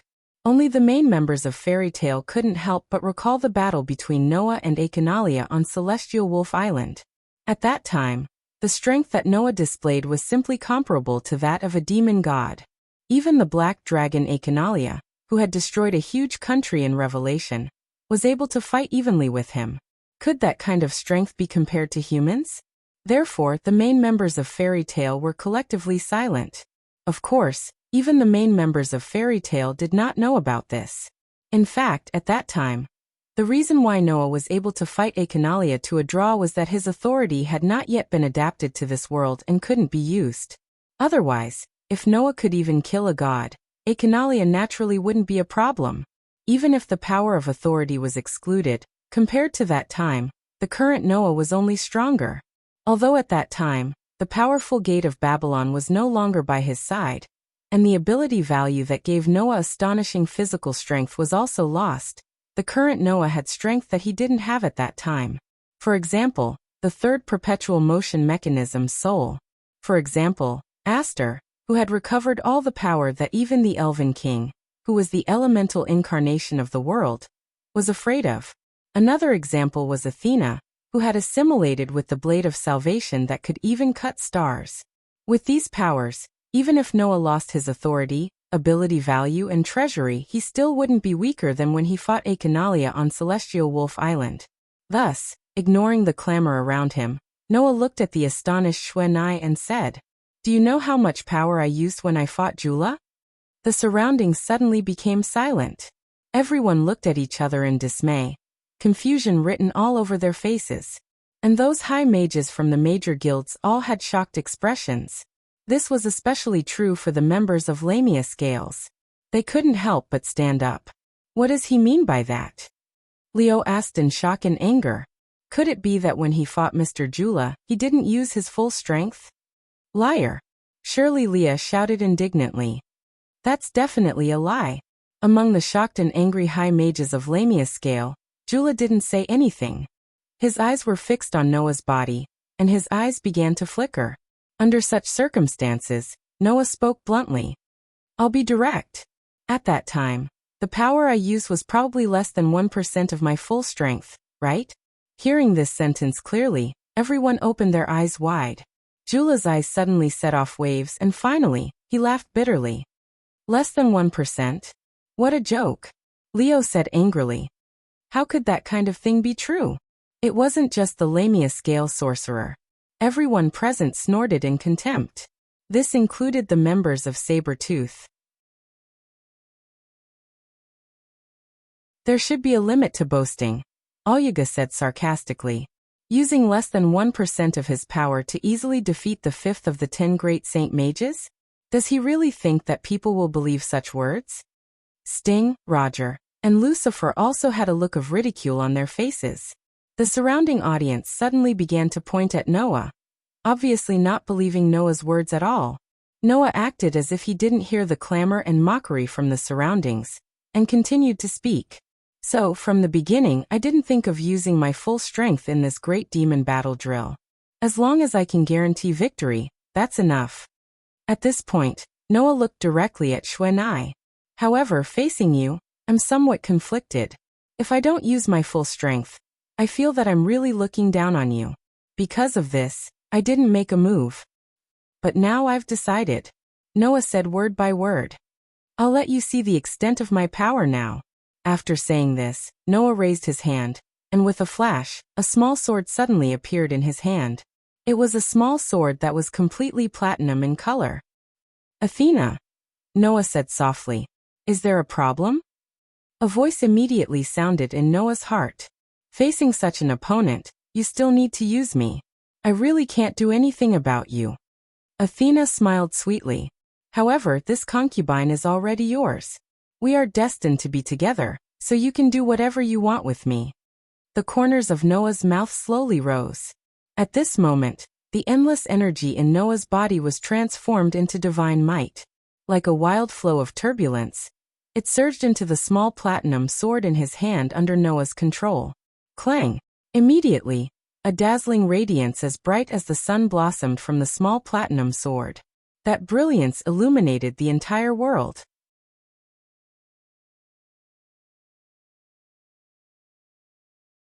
Chapter 1684. Clang. The dazzling platinum light that was as bright as the sun turned into tens of thousands of rays of light that bloomed in the center of the venue. It surged out like a tide and instantly covered the entire area. It was so dazzling that it was hard to imagine. Everyone in the venue cried out in surprise one after another. Then their entire field of vision was pierced by the dazzling light, and they all subconsciously closed their eyes. At this moment, the thick black fog that filled the entire venue was dispersed by the platinum light. The pitch-black giant snake Ophucus let out a sharp cry, its voice filled with confusion. At this moment, no one's field of vision was not filled by the dazzling platinum light, causing a commotion. However, amidst the commotion, an extremely clear voice reverberated like a chant. Divine starlight, lightning of salvation, goddess wisdom, indestructible steel, sword, appear in my hand. It was a language that no one in this world could understand. This was because it was an elven incantation written in the elven language. It did not belong to this world at all. Therefore, everyone could only hear a series of incomprehensible and mysterious incantations. Then, the platinum light that illuminated the entire area surged and became even more dazzling. In order to adapt to the dazzling platinum light, the people in the venue did not know how much time they had to use. When their field of vision had more or less recovered a little, the audience that filled the entire venue finally realized. The platinum light that filled the entire area originated from a sword that was completely platinum in color, as bright as the sun, blooming with tens of thousands of rays of light. Such a mystical and sacred sword was now tightly held in Noah's hand. He raised it high into the sky and released a dazzling light to the surroundings.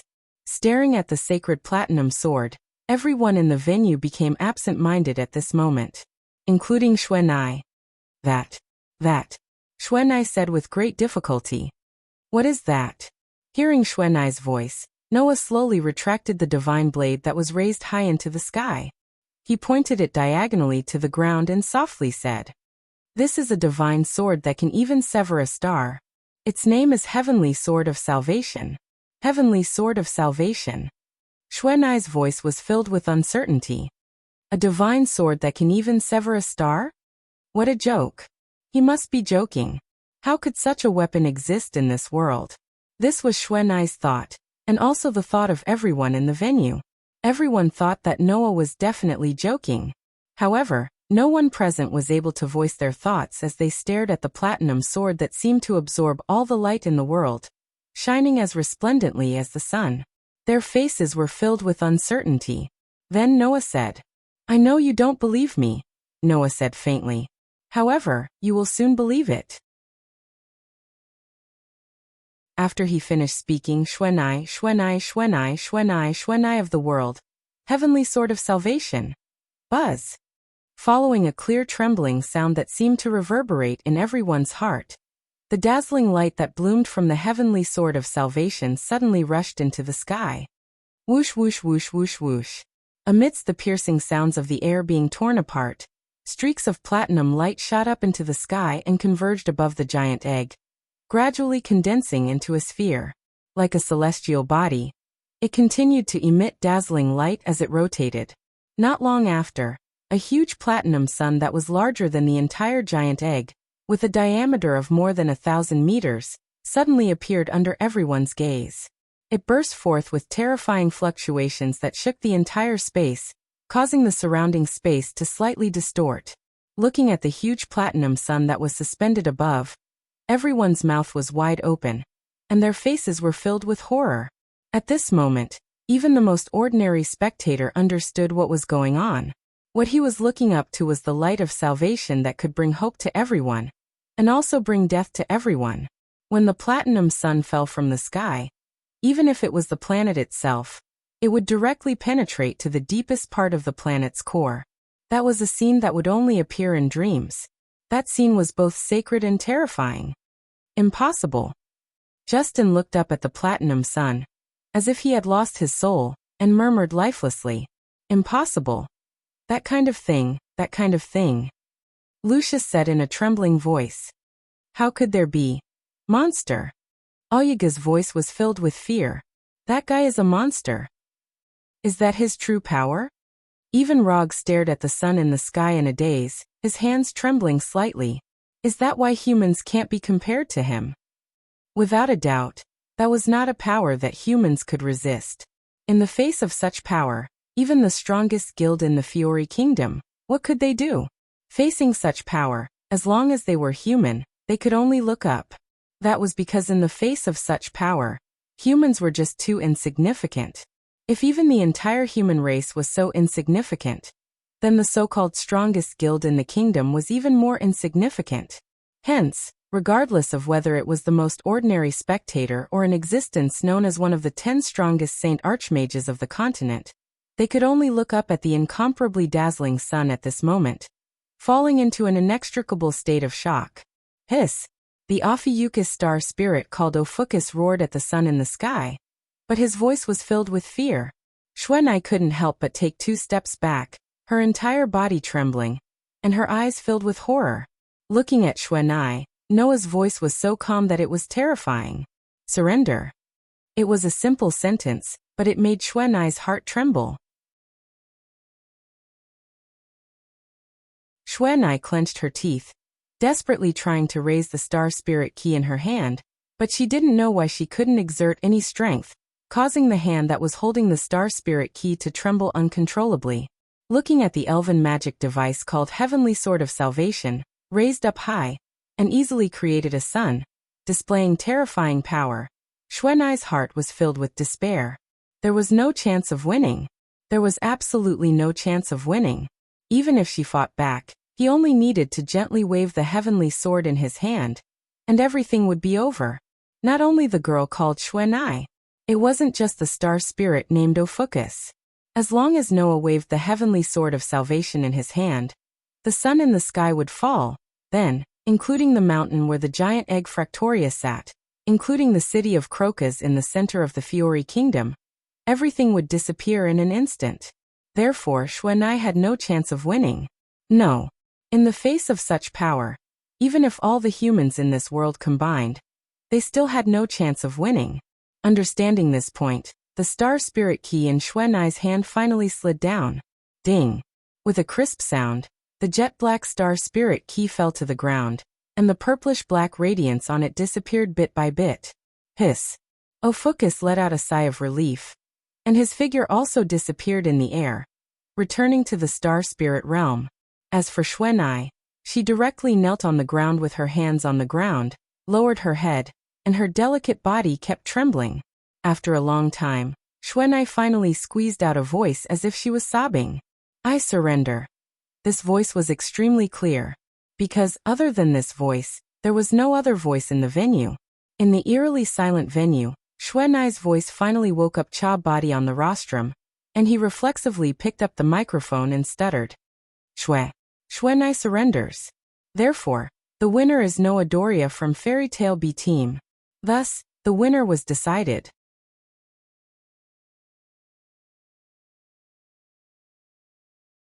Chapter 1685.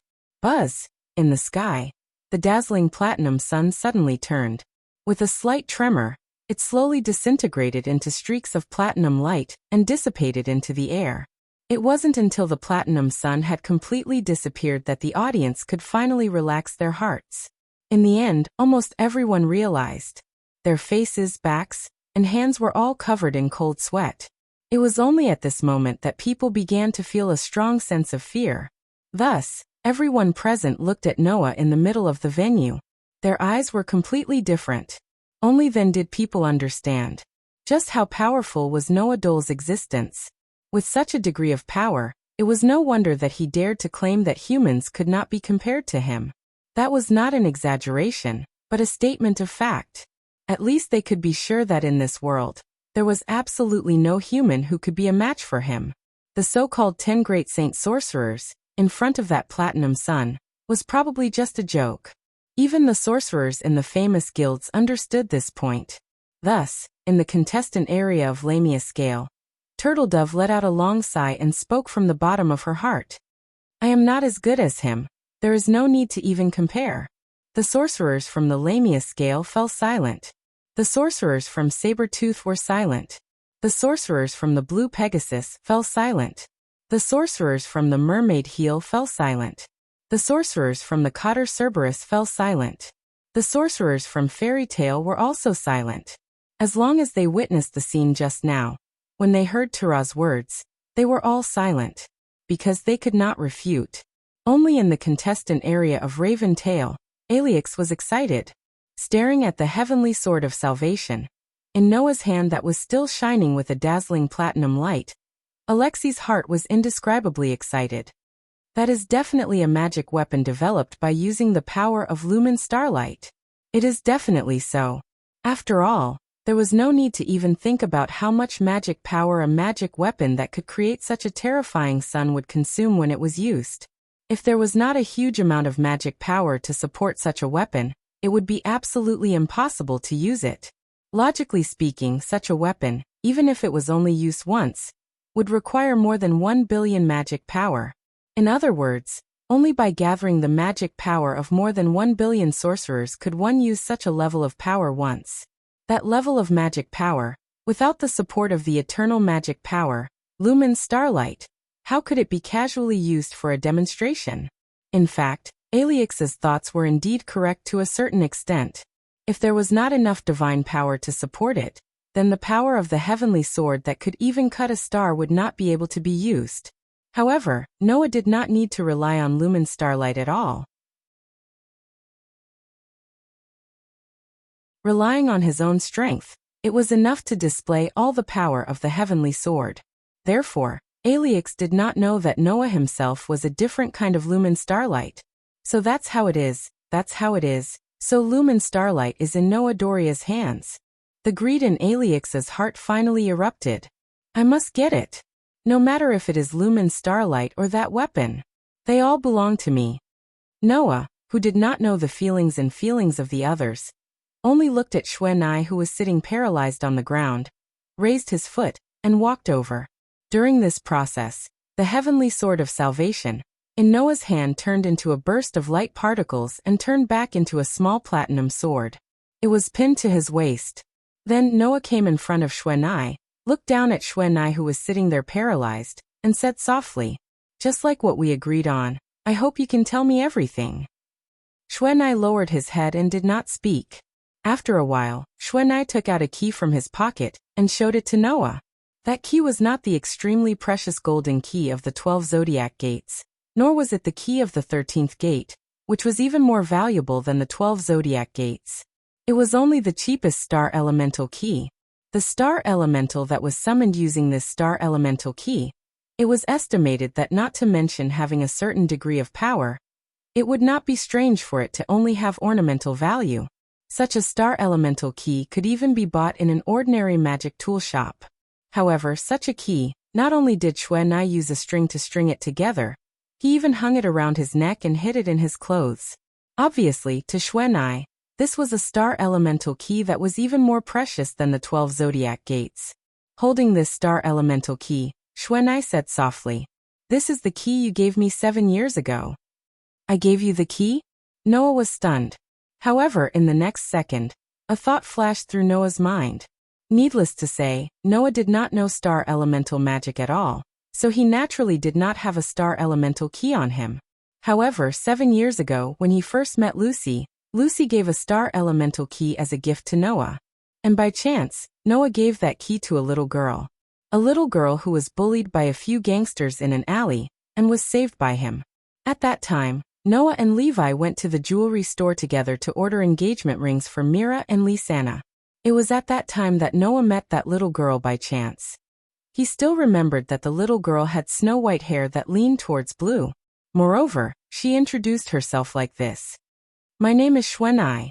The memories of the past were instantly recalled by Noah all at once. "You." Noah looked at Xuanai in bewilderment, and said uncertainly, "You're the child in the alley at that time?" Hearing this, Xuanai tightened her grip on the key. She finally raised her head and looked at Noah. "So you still remember me?" At this moment, a smile finally appeared on Xuanai's face. However, that smile seemed a little sad. "At that time, Lord Noah told me that he hoped that I could become a powerful magic shooter. In order to live up to your expectations, I have been training hard all these years. I only hope that one day, I can stand proudly in front of you and tell you that I have become a powerful magic shooter." Xuanai's expression became a little self-deprecating as she said this. "It's a pity that I didn't understand how weak I was until now." "You." Noah opened his mouth and sighed softly. "You're not weak. I've said it before, you're already very strong. But to you, I'm incomparably weak." Xuanai bit her lips and closed her eyes as a drop of tear rolled down her cheek. "The current me is simply unable to stand beside you, let alone stand before you. You said that you were a magic shooter from the strongest guild in the Fiori Kingdom. It was because of this that I joined Sabretooth." Xuanai's voice was laced with tears. "But you're not there at all. You're a liar." Noah fell silent and looked at Xuanai with a complicated gaze. At this moment, Noah finally understood why Xuanai asked him to leave Fairy Tail and join Sabretooth. It wasn't because Xuanai looked down on Fairy Tail. This young girl only hoped to join the same guild as him. Unfortunately, fate made a fool of people and made this young girl walk on a path that was completely different from her dreams. Now that the two of them had finally crossed paths, Xuanai naturally wanted to make up for her past regrets. That was why Xuanai appeared in front of Noah. You're tuning in to the Li Mei's Sword of Destiny YouTube channel. We're so grateful for your support, and don't forget to subscribe to join us on this incredible journey through captivating stories. Your generosity through donations truly makes a world of difference, as it's the primary source of revenue that allows me to expand and enhance this channel for you. Thank you from the bottom of my heart for being a part of this adventure.